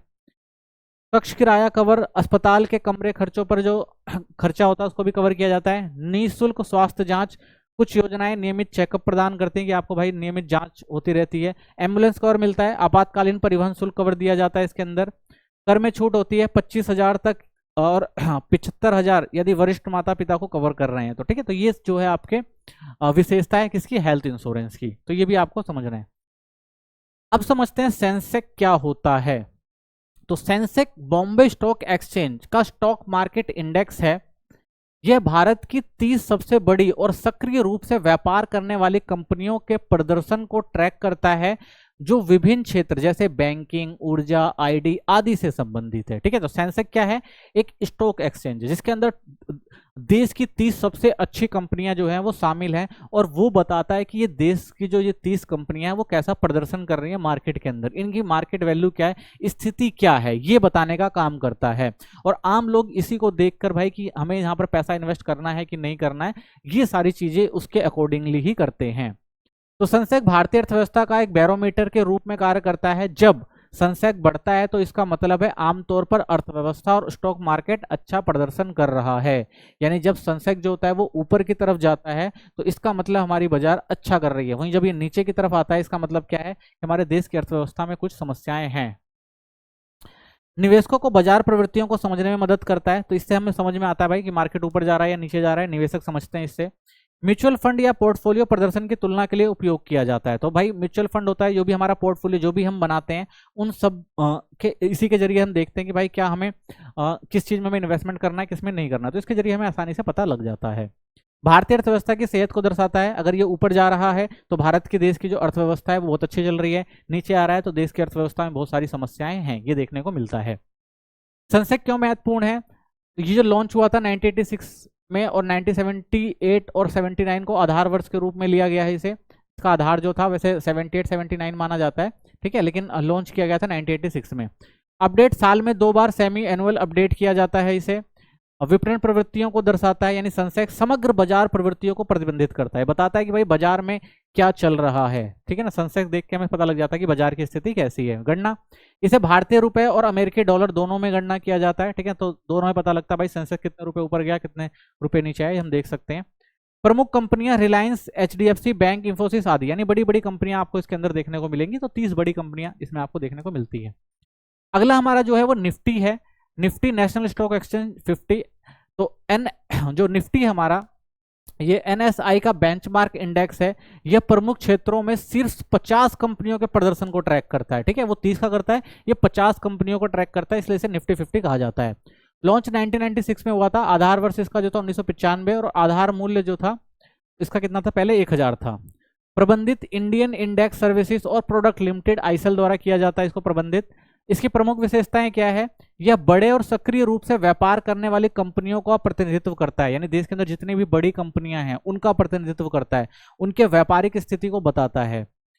गणना, इसे प्री स्लॉट मार्केट कैपिटलाइज विधि का उपयोग करके गणना किया जाता है, यानी पहले से ही अंदाजा लगाया जाता है भाई कि फ्री प्लॉट मार्केटिंग कितनी है, कैपिटलाइजेशन कितना है, उसके आधार पर पता लगाया जाता है। इंडेक्स का मूल्य स्टॉक की कीमतों के बदलाव के साथ रियल टाइम में अपडेट होता रहता है। ठीक है ना, तो इंडेक्स क्या जो होता है हमारा, वो रियल टाइम बताता है भाई कि स्टॉक में कितना परिवर्तन आ रहा है। ठीक है, तो हम इसको देख के समझ सकते हैं। इसे निफ्टी 50 या सीएनएक्स निफ्टी भी कहा जाता है। महत्व क्या है इसका, निफ्टी भारतीय स्टॉक मार्केट के प्रदर्शन को दर्शाता है कि भारत का जो स्टॉक मार्केट है वो किस तरह से प्रदर्शित है, क्या काम कर रहा है। ये म्यूचुअल फंड, ईटीएफ और निवेशकों के लिए बेंचमार्क के रूप में उपयोग किया जाता है, कि इसी के आधार पर जो हमारे ये भी हैं म्यूचुअल फंड हो गए या ईटीएफ हो गए, वो तय करते हैं कि भाई कि हमें कहाँ निवेश करना है, कहाँ नहीं करना है, तो उनके लिए बेंचमार्क का काम करता है ये। प्राथमिक बाजार बनाम द्वितीयक बाजार, ठीक है ना, आसान तुलना देखो इसकी, क्योंकि भाई इंपॉर्टेंट है, पेपर में आता है, तो इसकी एक आसान तुलना करके देखते हैं। अर्थ क्या होता है, अर्थ समझते हैं इसका। प्राथमिक बाजार क्या होता है, नए निवेशकों को जारी करने का बाजार, यानी नए निवेशक जो आते हैं बाजार में उनके लिए जारी किया गया जो बाजार होता है वो प्राथमिक बाजार होता है। ठीक है, और माध्यमिक बाजार क्या होता है हमारा, या सेकेंडरी कह सकते हैं इसको। ठीक है ना, दूसरा जो बाजार होता है सेकेंडरी। द्वितीयक बाजार कहते हैं इसको। यह पहले से जारी किए गए निवेशकों द्वारा होता है, यानी यहाँ पर क्या होता है, पहले से निवेश जो होते हैं वो जारी होते हैं, उनका व्यापार किया जाता है।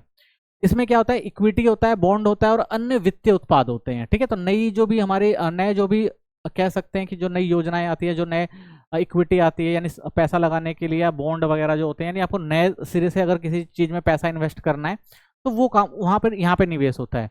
और दूसरी मार्केट जो होती है, यहाँ पे शेयर होते हैं, बॉन्ड होते हैं और अन्य वित्तीय उपकरण जिनका पहले से व्यापार हो चुका है। तो ये पहले से जो होते हैं इनका व्यापार हो चुका होता है, यहाँ पर सारी नई चीजें आती हैं। इसे और किस नाम से जाना जाता है, तो इसे हम आईपीओ कह लेते हैं, ठीक है ना, या फंडिंग बाजार कहते हैं। और यहाँ पे इसको क्या कहा जाता है, स्टॉक एक्सचेंज या व्यापारिक बाजार कहा जाता है। कौन व्यापार करता है, कंपनियां और सरकारी एजेंसियां निवेश करती हैं यहाँ पर। तो यहाँ पर जो बड़ी बड़ी कंपनियां होती हैं, सरकारी जो होती हैं, वो निवेश करती हैं, क्योंकि नया होता है यहाँ पर सब कुछ। निवेशक और व्यापारिक एजेंसियां जो पहले से निवेश किए गए उत्पादकों का व्यापार करती है। तो यहाँ पर जो निवेशक होते हैं, जो पहले से हो चुका होता है, उन व्यापारिक एजेंसियां, उनका जो भी पहले से निवेश होता है उसकी उनके उत्पाद, यानी पहले से जो निवेश होते हैं उन उत्पादकों का व्यापार किया जाता है। यहाँ पे उद्देश्य क्या है, कंपनियों को पूंजी जुटाने में मदद करना होता है। तो यहाँ पर मेन होता है भाई, कंपनियां जो क्या करती हैं कि हमें ज्यादा से ज्यादा पैसा मिले ताकि हम अपने जो भी बिजनेस है, व्यापार, उसको बढ़ा सकें। और यहाँ क्या होता है, निवेशकों के लिए मौजूदा संपत्तियों को व्यापार करने का अवसर प्रदान करना होता है। तो यहाँ पे क्या होता है भाई कि जो निवेशक है वो क्या करें, जो भी मौजूदा संपत्तियां हैं उनमें क्या करें, वो ज्यादा पैसा लगाए, उनका व्यापार कर सके। ठीक है, खरीदे या बेचे जो भी है। मध्यस्थ क्या होते हैं, निवेश बैंकर होते हैं, इसके अंदर ब्रोकर आ जाते हैं और अन्य वित्तीय संस्थाएं आती हैं। ठीक है, तो ये लोग काम करते हैं यहाँ पर भी ब्रोकर होते हैं, आपके डीलर होते हैं और अन्य व्यापारिक एजेंसियां होती हैं। तो सब लोग इसमें इन्वॉल्व होते हैं। कीमत आमतौर पर निर्धारित की जाती है, जैसे आईपीओ के लिए, तो इसमें पहले से भाई कीमत निर्धारित की जाती है कि इतनी कीमत है और इससे इसकी शुरुआत होगी। कीमत बाजार बलों, आपूर्ति और मांग के आधार पर तय की जाती है। इसके अंदर क्या होता है, जो भी कीमत होती है वो बाजार के, अगर उसकी वैल्यू बढ़ रही है बाजार में तो कीमत ज्यादा होगी, वैल्यू घट रही है तो बाजार में उसकी कीमत क्या हो जाती है, कम हो जाती है। ठीक है, तो ये हमारे प्राथमिक बाजार हो गए और जो हमारे द्वितीयक बाजार हो गए। ठीक है, अब समझते हैं हमारे आईपीओ, आईएफओ और ओएफएस क्या होते हैं, जो हमें हमेशा, जो हम अगर हम स्टॉक में देखते हैं, ठीक है ना, मार्केट में देखते हैं, जब भी हम बाजार में निवेश करते हैं, चाहे निफ्टी हो गया आपका, चाहे सेंसेक्स हो गया, ऐसी बहुत सारी कंपनियां हैं ना स्टॉक मार्केट के अंदर। तो स्टॉक मार्केट के अंदर ये शब्द आपको बहुत देखने को मिलेगा। सबसे पहले जो आता है आपका आईपीओ, यानी इनिशियल पब्लिक ऑफरिंग। क्या होता है ये आईपीओ, यानी जो हमारा इनिशियल पब्लिक ऑफरिंग होती है, वह प्रक्रिया है जब एक प्राइवेट कंपनी पहली बार अपने शेयर सार्वजनिक रूप से पेश करती है और स्टॉक एक्सचेंज पर सूचीबद्ध करती है। तो जो भी हमारे स्टॉक एक्सचेंज हो गए उन पर क्या करेगी, वो अपनी कंपनी को क्या करेगी, एक प्राइवेट कंपनी सूचीबद्ध करेगी और लोगों को से चाहेगी भाई कि वो क्या करे, शेयर खरीदे इस कंपनी के। ठीक है, ताकि इसकी जो कंपनी की जो वैल्यू है वो बढ़ सके और वो ज्यादा से ज्यादा क्या कर सके, इन्वेस्टमेंट ले सके और ज़्यादा से ज़्यादा क्या कर सके, अपना विस्तार कर सके। ठीक है, तो पहली बार जो भी कंपनी आती है अपना शेयर बेचने के लिए, तो उसे क्या कहा जाता है, आईपीओ कहा जाता है। ये क्यों किया जाता है, पूंजी जुटाने के लिए, जो विकास, विस्तार और ऋण चुकाने में मदद करता है। तो इससे वो कंपनी जो होती है वो क्या करती है, अपना विकास करती है, विस्तार करती है और जो उसके पास कर्जा वगैरह होता है उसको चुकाने का प्रयास करती है। सार्वजनिक रूप से व्यापारिक कंपनी बनने और विश्वसनीयता बढ़ाने के लिए, तो मेन होता है भाई इसे क्या होता है, सार्वजनिक रूप से एक व्यापारिक कंपनी बनना होता है, अपना विस्तार करना होता है और लोगों की विश्वसनीयता बढ़ना होता है, क्योंकि वो स्टॉक मार्केट में कोई ऐसे ही आईपीओ तो अपना जारी नहीं कर सकता, उसका एक बेस होना चाहिए। ठीक है ना, सारी चीजें जो होती हैं वो पहले देखी जाती हैं, उसके बाद ही कोई स्टॉक एक्सचेंज में क्या कर सकता है, इन्वेस्टमेंट या आईपीओ ला सकता है। ठीक है, तो इसलिए विश्वसनीयता भी उनकी बढ़ जाती है। मुख्य विशेषताएं क्या है, ये केवल कंपनी के जीवन काल में एक बार किया जाता है। ठीक है, एक कंपनी एक बार आईपीओ ला सकती है।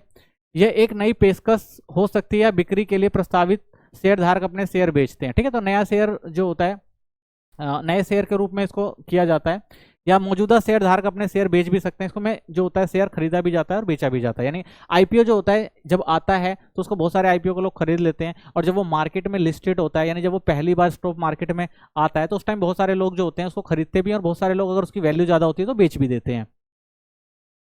सीबी क्या होती है, सीबी जो आपकी होगी, security and exchange board of India से अनुमोदन की आवश्यकता होती है। तो जो सीबी होती है वो पहले क्या करता है, इसको मान्यता देता है, तभी क्या करता है ये लिस्टेड हो सकती है।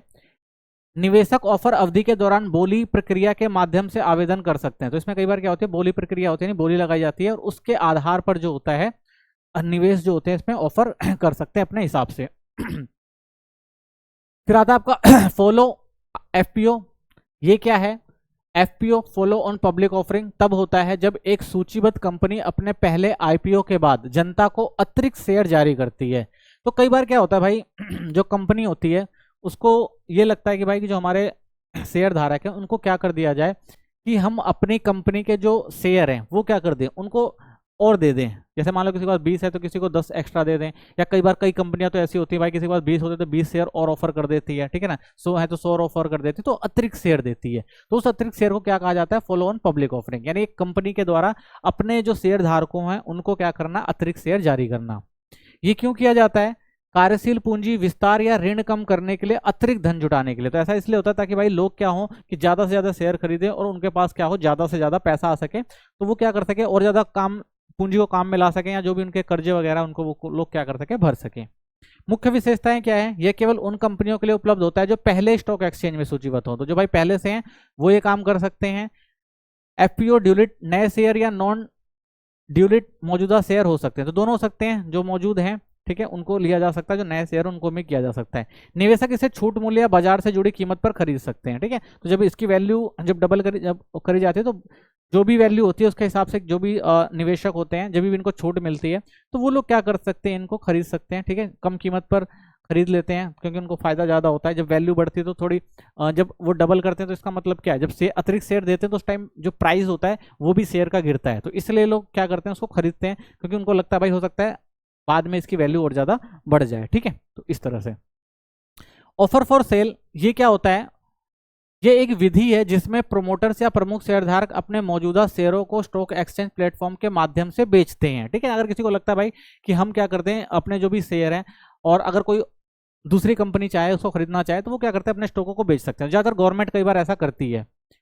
ये क्यों किया जाता है, सीबी के नियमों का पालन करने के लिए, जैसे न्यूनतम सार्वजनिक शेयर धारिता, बड़े शेयर धारकों को अपने हिस्से को बेचने या कम करने की अनुमति देने के लिए। तो कई बार ऐसा होता है भाई कि कुछ नियम बनाए हुए सीबी ने, भाई कोई इतना ही रख सकता है, तो उस टाइम उन नियमों का पालन करने के लिए क्या किया जाता है भाई, उनको बेच दिया जाता है, ठीक है।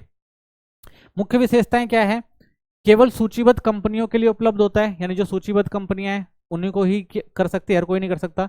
इसमें नए शेयर जारी नहीं किए जाते, केवल स्वामित्व का हस्तांतरण होता है। तो कोई नया शेयर नहीं होगा, बस क्या होगा जितने शेयर थे वो किसी दूसरे को दे दिए जाएंगे। क्या होता है, स्वामित्व का हस्तांतरण किया जाता है, शेयर खरीदा बेचा नहीं जाता है, बल्कि जितने बड़े शेयर धारक थे वो क्या करेंगे, अपना किसी और को दे देंगे, ठीक है। कई बार आपने देखा होगा एक कंपनी जो होती है वो दूसरे कंपनी को टेक ओवर कर लेती है, तो उसे ही कहा जाता है भाई हस्तांतरण करना, यानी स्वामित्व का क्या किया जाता है, हस्तांतरण कर दिया जाता है। आपने बहुत बार देखा होगा कि एक छोटी कंपनी जो एक बड़ी कंपनी जो होती है वो छोटी कंपनी को लेती है, ठीक है। जैसे आप देख सकते हैं कि जियो ने जैसे हॉटस्टार को ले लिया, तो इस तरह से जो होता है ये सब चीजें करी जाती हैं।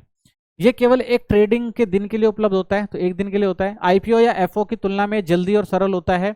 यह रिटेल और संस्थागत निवेश दोनों के लिए उपलब्ध होता है, ठीक है। दोनों लोग इसमें कर सकते हैं, रिटेल वाले भी और जो निवेशक हैं वो भी इसमें भाग ले सकते हैं। म्यूचुअल फंड क्या होते हैं, तो म्यूचुअल फंड कई निवेशकों से पैसा इकट्ठा करता है और फिर उस पैसे को स्टॉक्स, बॉन्ड्स या अन्य संपत्तियों में निवेश करता है।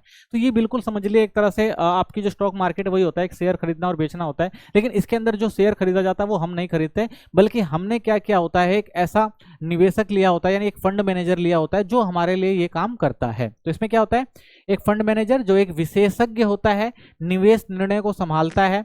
जब आप म्यूचुअल फंड का एक यूनिट खरीदते हैं तो आप उस फंड द्वारा किए गए सभी निवेशकों का एक छोटा हिस्सा खरीदते हैं। तो एक यूनिट का मूल्य को एनएवी यानी नेट एसेट वैल्यू कहा जाता है। तो इसमें क्या होता है, म्यूचुअल फंड में भाई आपके पास जितना पैसा है आप उतना पैसा इन्वेस्टमेंट करते हैं। किसको करते हैं, जो भी आपका फंड मैनेजर होता है उसको, और वो फंड मैनेजर आपकी तरफ से जो भी इन्वेस्टमेंट होता है वो करता है, ठीक है। और बदले में आपको क्या देता है, बदले में आपको एनएवी मिलता है, यानी जितने जहां उसने इन्वेस्ट किया होता है तो उसकी एक नेट वैल्यू जो होती है, ठीक है ना। तो जो नेट एसेट वैल्यू होती है वो आपको दे दी जाती है, ठीक है। तो भविष्य में उसकी जब वैल्यू बढ़ती है तो आपका जो इन्वेस्टमेंट होता है वो भी बढ़ता जाता है, ठीक है। तो म्यूचुअल फंड जो है वो देखने को मिलता होगा आपको, आप इसके ऐड भी बहुत देखते होंगे, ठीक है ना, सही है।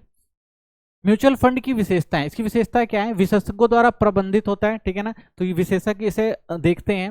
म्यूचुअल फंड को विशेषज्ञों द्वारा प्रबंधित किया जाता है जिससे उद्देश्य आपके पैसे को बढ़ाना होता है। इनका मेन मकसद क्या होता है भाई, आपके पैसे को ये बढ़ाएं। विविधीकरण, आपका पैसा एक ही स्टॉक में नहीं बल्कि कई संपत्तियों में फैला होता है। तो आपका पैसा जो होता है वो एक जगह ना लगा के कई जगह लगाया जाता है जहां से आपको ज्यादा फायदा हो सके। नेट एसेट वैल्यू, ये म्यूचुअल फंड का एक यूनिट का दैनिक मूल्य होता है कि भाई उस वैल्यू कितनी वैल्यू चल रही है, जो आपने जो जिस भी म्यूचुअल फंड में आपने इन्वेस्टमेंट किया है उसकी अभी वैल्यू क्या चल रही है उस टाइम का, तो उस टाइम के मूल्य को क्या कहा जाता है, एनएवी कहा जाता है। प्रदर्शन, फंड का प्रदर्शन इस बात पर निर्भर करता है कि फंड ने किन संपत्तियों में निवेश किया है। तो भाई प्रदर्शन वही होगा जो भी फंड मैनेजर होगा उसने जिन संपत्तियों में इन्वेस्टमेंट किया होगा उसकी वैल्यू अगर अप जा रही होगी तो आपका जो फंड होगा वो भी क्या होगा, मजबूत होता जाएगा, आपका निवेश बढ़ता जाएगा, आपको रिटर्न अच्छा मिलता जाएगा। ठीक है, तो प्रदर्शन पे डिपेंड करता है वो कैसा होगा। म्यूचुअल फंड निवेशकों को पेशेवर प्रबंधन और विविधीकरण का लाभ प्रदान करते हैं, जिससे जोखिम कम होता है और रिटर्न का अवसर बढ़ता है। ठीक है, तो क्योंकि ये भाई अच्छे लोग होते हैं और ये पेशेवर होते हैं, तो इसलिए ये अच्छे से आपके पैसे का इन्वेस्टमेंट कर देते हैं और ज्यादा प्रॉफिट दिलाते हैं आपको। ठीक है, म्यूचुअल फंड्स के फायदे क्या हैं, तो विविधीकरण में देख लिया, फंड निवेश कर। ठीक है, म्यूचुअल फंड्स के नुकसान क्या है, लाभ भिन्न हो सकते हैं। म्यूचुअल फंड में निवेश पर लाभ की गारंटी नहीं होती, आपका पैसा बढ़ सकता है या घट भी सकता है। तो भाई हो सकता है कई बार अगर मार्केट जो डाउन जा रही है तो आपके पैसे में गिरावट भी देखने को मिलेगी। कैश ड्रैग, कुछ पैसा आपातकाल के लिए नगद के रूप में रखा जाता है जिससे वह रिटर्न नहीं प्राप्त होता है। तो भाई कुछ वैल्यू होती है, आपको पहले बता दी जाती है कि आप इतने समय अंतराल से पहले इसको निकाल नहीं सकते, तो आपको कई बार रिटर्न भी नहीं मिलता है। फीस और शुल्क, प्रबंधन शुल्क लागू होते हैं चाहे रिटर्न कम हो या ज्यादा हो। भाई आपका रिटर्न चाहे कम हो या ज्यादा हो, जो प्रबंधक है उनको क्या करना पड़ेगा, आपको फीस और शुल्क देना पड़ेगा अगर आप विड्रॉ करते हैं अपने फंड को। तो लिक्विडिटी, आप केवल ट्रेडिंग के दिन के अंत में ही अपने यूनिट्स को रिडीम कर सकते हैं, जैसे स्टॉक्स की तरह तुरंत नहीं। तो इसको आपको क्या करना पड़ेगा, डे के जो एंड होता है उस टाइम आपको क्या करना पड़ता है, इसको रिडीम करना पड़ता है, तभी आपको मिलता है। तुरंत आप इसके पैसे को कैश नहीं कर सकते। एक निवेशक के लिए डीमैट खाता खोलने के मुख्य लाभ क्या हैं, अगर आप डीमैट खाता खोलते हैं तो पहले समझते हैं डीमैट खाता होता क्या है। तो डिमेट्रियलाइज्ड खाता एक इलेक्ट्रॉनिक खाता है जहां शेयर, म्यूचुअल फंड और अन्य सिक्योरिटीज रखी जाती है। यह भौतिक प्रमाण पत्रों का स्थान लेता है जिससे ट्रेडिंग और निवेश बहुत आसान हो जाता है। भारत में यह सिस्टम 1996 में शुरू हुआ था और इसने निवेशकों को अपनी सिक्योरिटीज और ऑनलाइन प्रतिबंधित करने में मदद की। तो डीमैट अकाउंट का मतलब है कि भाई अगर आपको शेयर मार्केट में क्या करना है, कोई भी शेयर खरीदना है या बेचना है, कुछ भी करना है, तो उसके लिए आपको क्या करना पड़ेगा, पहले एक डीमैट अकाउंट खोलना पड़ता है। ठीक है ना, तो ये डीमैट अकाउंट आराम से खुल जाता है। आजकल तो बहुत सारी ऐप्स आ रही हैं, ऐप्स के जरिए भी आप खोल सकते हैं। तो इसमें आपको सिक्योरिटी मिलती है, ऑनलाइन ट्रेडिंग कर सकते हैं, पेपरलेस काम होता है। तो ये बहुत आसान कर दिया गया है आजकल स्टॉक मार्केट में पैसा लगाना। डीमैट खाता खोलने के लिए प्रक्रिया क्या होती है, बिल्कुल सिंपल प्रक्रिया होती है। डेबिट साइड पार्टिसिपेट डीपी का चयन करें। ऐसे एजेंट होते हैं जैसे बैंक या ब्रोकर जिन्हें डीमैट खाता खोलने का अधिकार होता है। ठीक है ना, आपने बहुत सारे देखे होंगे, ग्रो हो गया, एंजल वन हो गया, तो ऐसे बहुत सारे जो डीपी होते हैं जो आपको एजेंट होते हैं जो आपके लिए काम करते हैं। डेबिटरी पार्टिसिपेंट डीपी का चयन करें। ये ऐसे एजेंट होते हैं जैसे बैंक या ब्रोकर जिन्हें डीमैट खाता खोलने का अधिकार होता है। आवश्यक दस्तावेज प्रदान करें। आपको पहचान पत्र, पैन कार्ड, वोटर आईडी, पते का प्रमाण, बिजली बिल, पासपोर्ट और बैंक खाता प्रमाण, बैंक स्टेटमेंट, पासबुक जमा करने की आवश्यकता होती है। ठीक है, तो आपको क्या करना पड़ता है, कुछ डॉक्यूमेंट देने पड़ते हैं जिसमें आपका Aadhaar card, PAN card, voter ID हो गया, और उसके बाद फिर क्या होता है, आपका डीमैट अकाउंट जो है वो प्रोसेस किया जाता है। आवेदन पत्र भरना पड़ता है। डीमैट खाता खोलने से आपको आवेदन ऑनलाइन भर सकते हैं जो आमतौर पर 5 मिनट में पूरा हो जाता है। ठीक है ना, तो आपको एक मिल जाएगा आवेदन पत्र, आपको क्या करना है, फटाफट उसको फिल करना है, 5 मिनट में प्रोसीजर पूरा हो जाता है और आपका खाता खुल जाता है। तो खाते के लाभ क्या होते हैं इसके, तो कागज रहित प्रक्रिया है, कोई भौतिक कागजी कार्रवाई नहीं होती, सभी चीजें डिजिटल हो जाती हैं जिससे सुविधा और सुरक्षा बढ़ती है, यानी सब कुछ ऑनलाइन बड़े प्यार से हो जाता है, कोई ज्यादा मेहनत करनी नहीं पड़ती। उपयोगकर्ता के अनुकूल, ट्रेडिंग और निवेशक प्रबंधन के लिए आसान उपयोगकर्ता प्लेटफॉर्म होता है, बहुत आसान है, आपको बहुत सारी चीजें बहुत अच्छे से समझ में आ जाती हैं, आप आराम से निवेश कर सकते हैं। सुविधाजनक है, भौतिक प्रमाण पत्रों को इलेक्ट्रॉनिक फॉर्मेट में बदला जा सकता है और इसके विपरीत भी किया जा सकता है। इसकी प्रक्रिया बहुत सरल होती है, तो बहुत आसान है, इलेक्ट्रॉनिक फॉर्मेट में होता है, आप चाहें तो इसको दूसरे फॉर्मेट में भी ले सकते हैं, तो बहुत आसान प्रक्रिया है। स्वचालित लाभांश और लाभांश जैसे कमाई सीधे आपके डीमैट खाते में क्रेडिट हो जाती है बिना किसी कागजी प्रक्रिया का। तो सब कुछ जो होता है वो आपके डीमैट अकाउंट में रहता है, आप क्या कर सकते हैं, उसको विड्रॉ कर सकते हैं अपने अकाउंट में भी। आसान शेयर स्थानांतरण, शेयरों को जल्दी और बिना भौतिक कागजी कार्रवाई के हस्तांतरित किया जा सकता है, यानी आपको शेयर खरीदने हैं, बेचने हैं, तो बिना किसी भौतिक कार्रवाई के आप ऑनलाइन बड़े आसानी से कर लेते हैं। फ्रीजिंग विकल्प होता है, आप अपनी विशेष सिक्योरिटीज या पूरे खाते को अधिकृत लेन देन बचाने के लिए फ्रीज भी कर सकते हैं, आप चाहें सिक्योरिटीज के कारण आप अपने खाते को फ्रीज भी कर सकते हैं। वैश्विक पहुंचे, विदेशी निवेश भी आसानी से भारतीय स्टॉक मार्केट में निवेश कर सकते हैं, यानी आप चाहें तो विदेशी, आजकल तो ऐसे भी अकाउंट, डीमैट अकाउंट हो गए हैं कि आप विदेशों में भी शेयर खरीद सकते हैं और बेच सकते हैं, विदेशी लोग भी हमारे यहाँ शेयर मार्केट में पैसा लगा सकते हैं और बेच सकते हैं। ठीक है, तो ये भी बहुत आसान हो गया है। शेयर बाजार की कुछ बुनियादी अवधारणाएं, अब शेयर बाजार में कुछ बुनियादी अवधारणाएं होती है जो शॉर्ट नोट्स में भी क्वेश्चन आते हैं, उनको समझ लेते हैं। सबसे पहले आईपीओ समझते हैं। इनिशियल पब्लिक ऑफर हमने देखा ही था, कंपनी द्वारा पहली बार जनता के शेयर जारी करना। फिर आता है सेबी, भारतीय प्रतिभूति और विनिमय बोर्ड, शेयर बाजार का नियमन। तो जो भी काम होते हैं प्रतिभूति बाजार में, स्टॉक में, वो सारा काम कौन देखता है, सीबी के गाइडलाइंस के अंडर ही होते हैं। इक्विटी शेयर क्या होता है? इक्विटी शेयर कंपनी में स्वामित्व हिस्सेदारी दर्शाता है और मतदान का अधिकार होता है। यानी इक्विटी शेयर अगर आपने लिया है तो आप क्या हैं, उस कंपनी के हिस्सेदार हैं और वहां पे जो भी काम होगा वहां पर आप क्या कर सकते हैं, मतदान दे सकते हैं। ठीक है, अपनी बातों को रख सकते हैं। प्रेफरेंस शेयर क्या होता है? इन्हें निश्चित लाभांश मिलता है और कंपनी के बंद होने पर इक्विटी शेयर धारकों से पहले भुगतान प्राप्त होता है, लेकिन आमतौर पर मतदान का अधिकार नहीं होता। ठीक है, तो ये एक निश्चित प्रेफरेंस शेयर का मतलब होता है भाई कि एक डिविडेंड कह सकते हैं इसे, कि जो कंपनी को लाभ होता है उस लाभ को जितने भी शेयर धारक होते हैं उनमें बराबर बराबर या जैसा हिस्सा होता है, जैसा उनका शेयर होता है उसके अकॉर्डिंग बांट दिया जाता है। तो उसे क्या कहते हैं? प्रेफरेंस शेयर कह सकते हैं। लाभांश क्या होता है? कंपनी के मुनाफे का वह हिस्सा जो शेयरधारकों तक बांटा जाता है, तो उसे क्या कहा जाता है? डिविडेंड।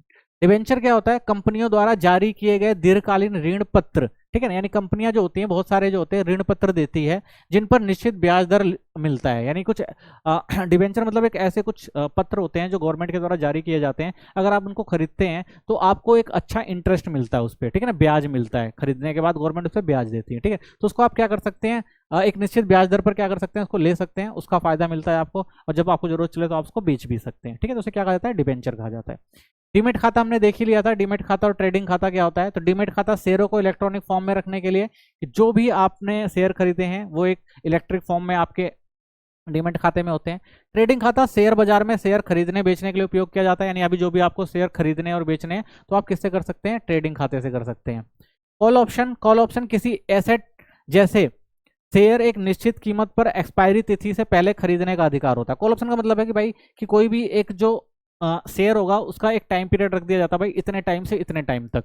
ठीक है, अब आपको क्या करना है, उस टाइम से उस टाइम पर खरीदना होता है। अगर आपको लगता है उसकी वैल्यू बढ़ रही है तो आप उसको रखें और जैसे उसकी वैल्यू बढ़ती जाती है फिर आप क्या करेंगे, उसे बेच देंगे। ठीक है, तो उसे क्या कहा जाता है? Call option. ठीक है ना, यानी कि जब एक निश्चित कीमत पर एक्सपायरी तिथि से पहले आपको उसको खरीदना है और फिर क्या करना है, उसको बेच देना है। पुट ऑप्शन क्या होता है? किसी एसेट को एक निश्चित कीमत पर एक्सपायरी तिथि से पहले बेचने का अधिकार होता है। ऐसे क्या होता है कि भाई एक आपको पता है भाई इसकी वैल्यू जो है वो कम हो रही है, ज्यादा हो रही है, तो आपने खरीदा और आपको भाई पता है कि एक निश्चित कीमत है इसकी और इसका एक एक्सपायरी तिथि है, तो उससे पहले क्या करना है, आपको बेच देना है। तो उसे क्या कहा जाता है? पुट ऑप्शन कहा जाता है। बुल मार्केट, बेयर मार्केट और स्टॉप लॉस क्या होता है? तो देखिए, बुल क्या होता है? वह निवेशक जो शेयरों की कीमत बढ़ने की उम्मीद करता है, इस फिराक में रहता है भाई बढ़ेगा तो हम खरीद लेंगे। बेयर क्या होता है? वह निवेशक जो शेयरों की कीमत गिरने की उम्मीद में रहता है कि भाई ये कीमत बढ़ेगी तो ये क्या करते हैं, बेच देते हैं। ठीक है, और ये जो होते हैं शेयरों की कीमत गिरने की फिराक में रहते हैं कि भाई अगर गिरेगी तो हम क्या करेंगे, खरीद लेंगे। बुल मार्केट, शेयर बाजार में तेजी का दौर, कीमतें बढ़ती हैं तो उसे क्या कहा जाता है? Bull market. Beer market, share बाजार में मंदी का दौर, कीमतें गिर जाती हैं तो उसे क्या कहा जाता है? Beer market. स्टॉप लॉस क्या होता है? शेयर की कीमत एक निश्चित स्तर तक गिरने पर स्वचालित रूप से बेचने का आदेश है, नुकसान सीमित करने के लिए। तो स्टॉप लॉस का मतलब होता है भाई कि आपको पता है कि आपका शेयर जो है गिर रहा है, तो आपको लगता है अगर और ज्यादा गिरेगा तो मैं घाटे में चला जाऊंगा, तो आप स्टॉप लॉस लगा देते हैं। ठीक है, यानी कि इससे इससे कम अगर हुआ तो हमारा शेयर जो है वो बिक जाए ताकि हमें और ज्यादा लॉस ना हो, तो उसे क्या कहा जाता है? स्टॉप लॉस कहा जाता है। ठीक है, तो इसी के साथ हमारे सारे क्वेश्चन खत्म होते हैं। आप इनको बिल्कुल ध्यान से देखिए, समझिए, चैनल को सब्सक्राइब कर लें और वीडियो को लाइक करें। अगर कुछ कमेंट करना चाहते हैं तो जरूर करिए। धन्यवाद।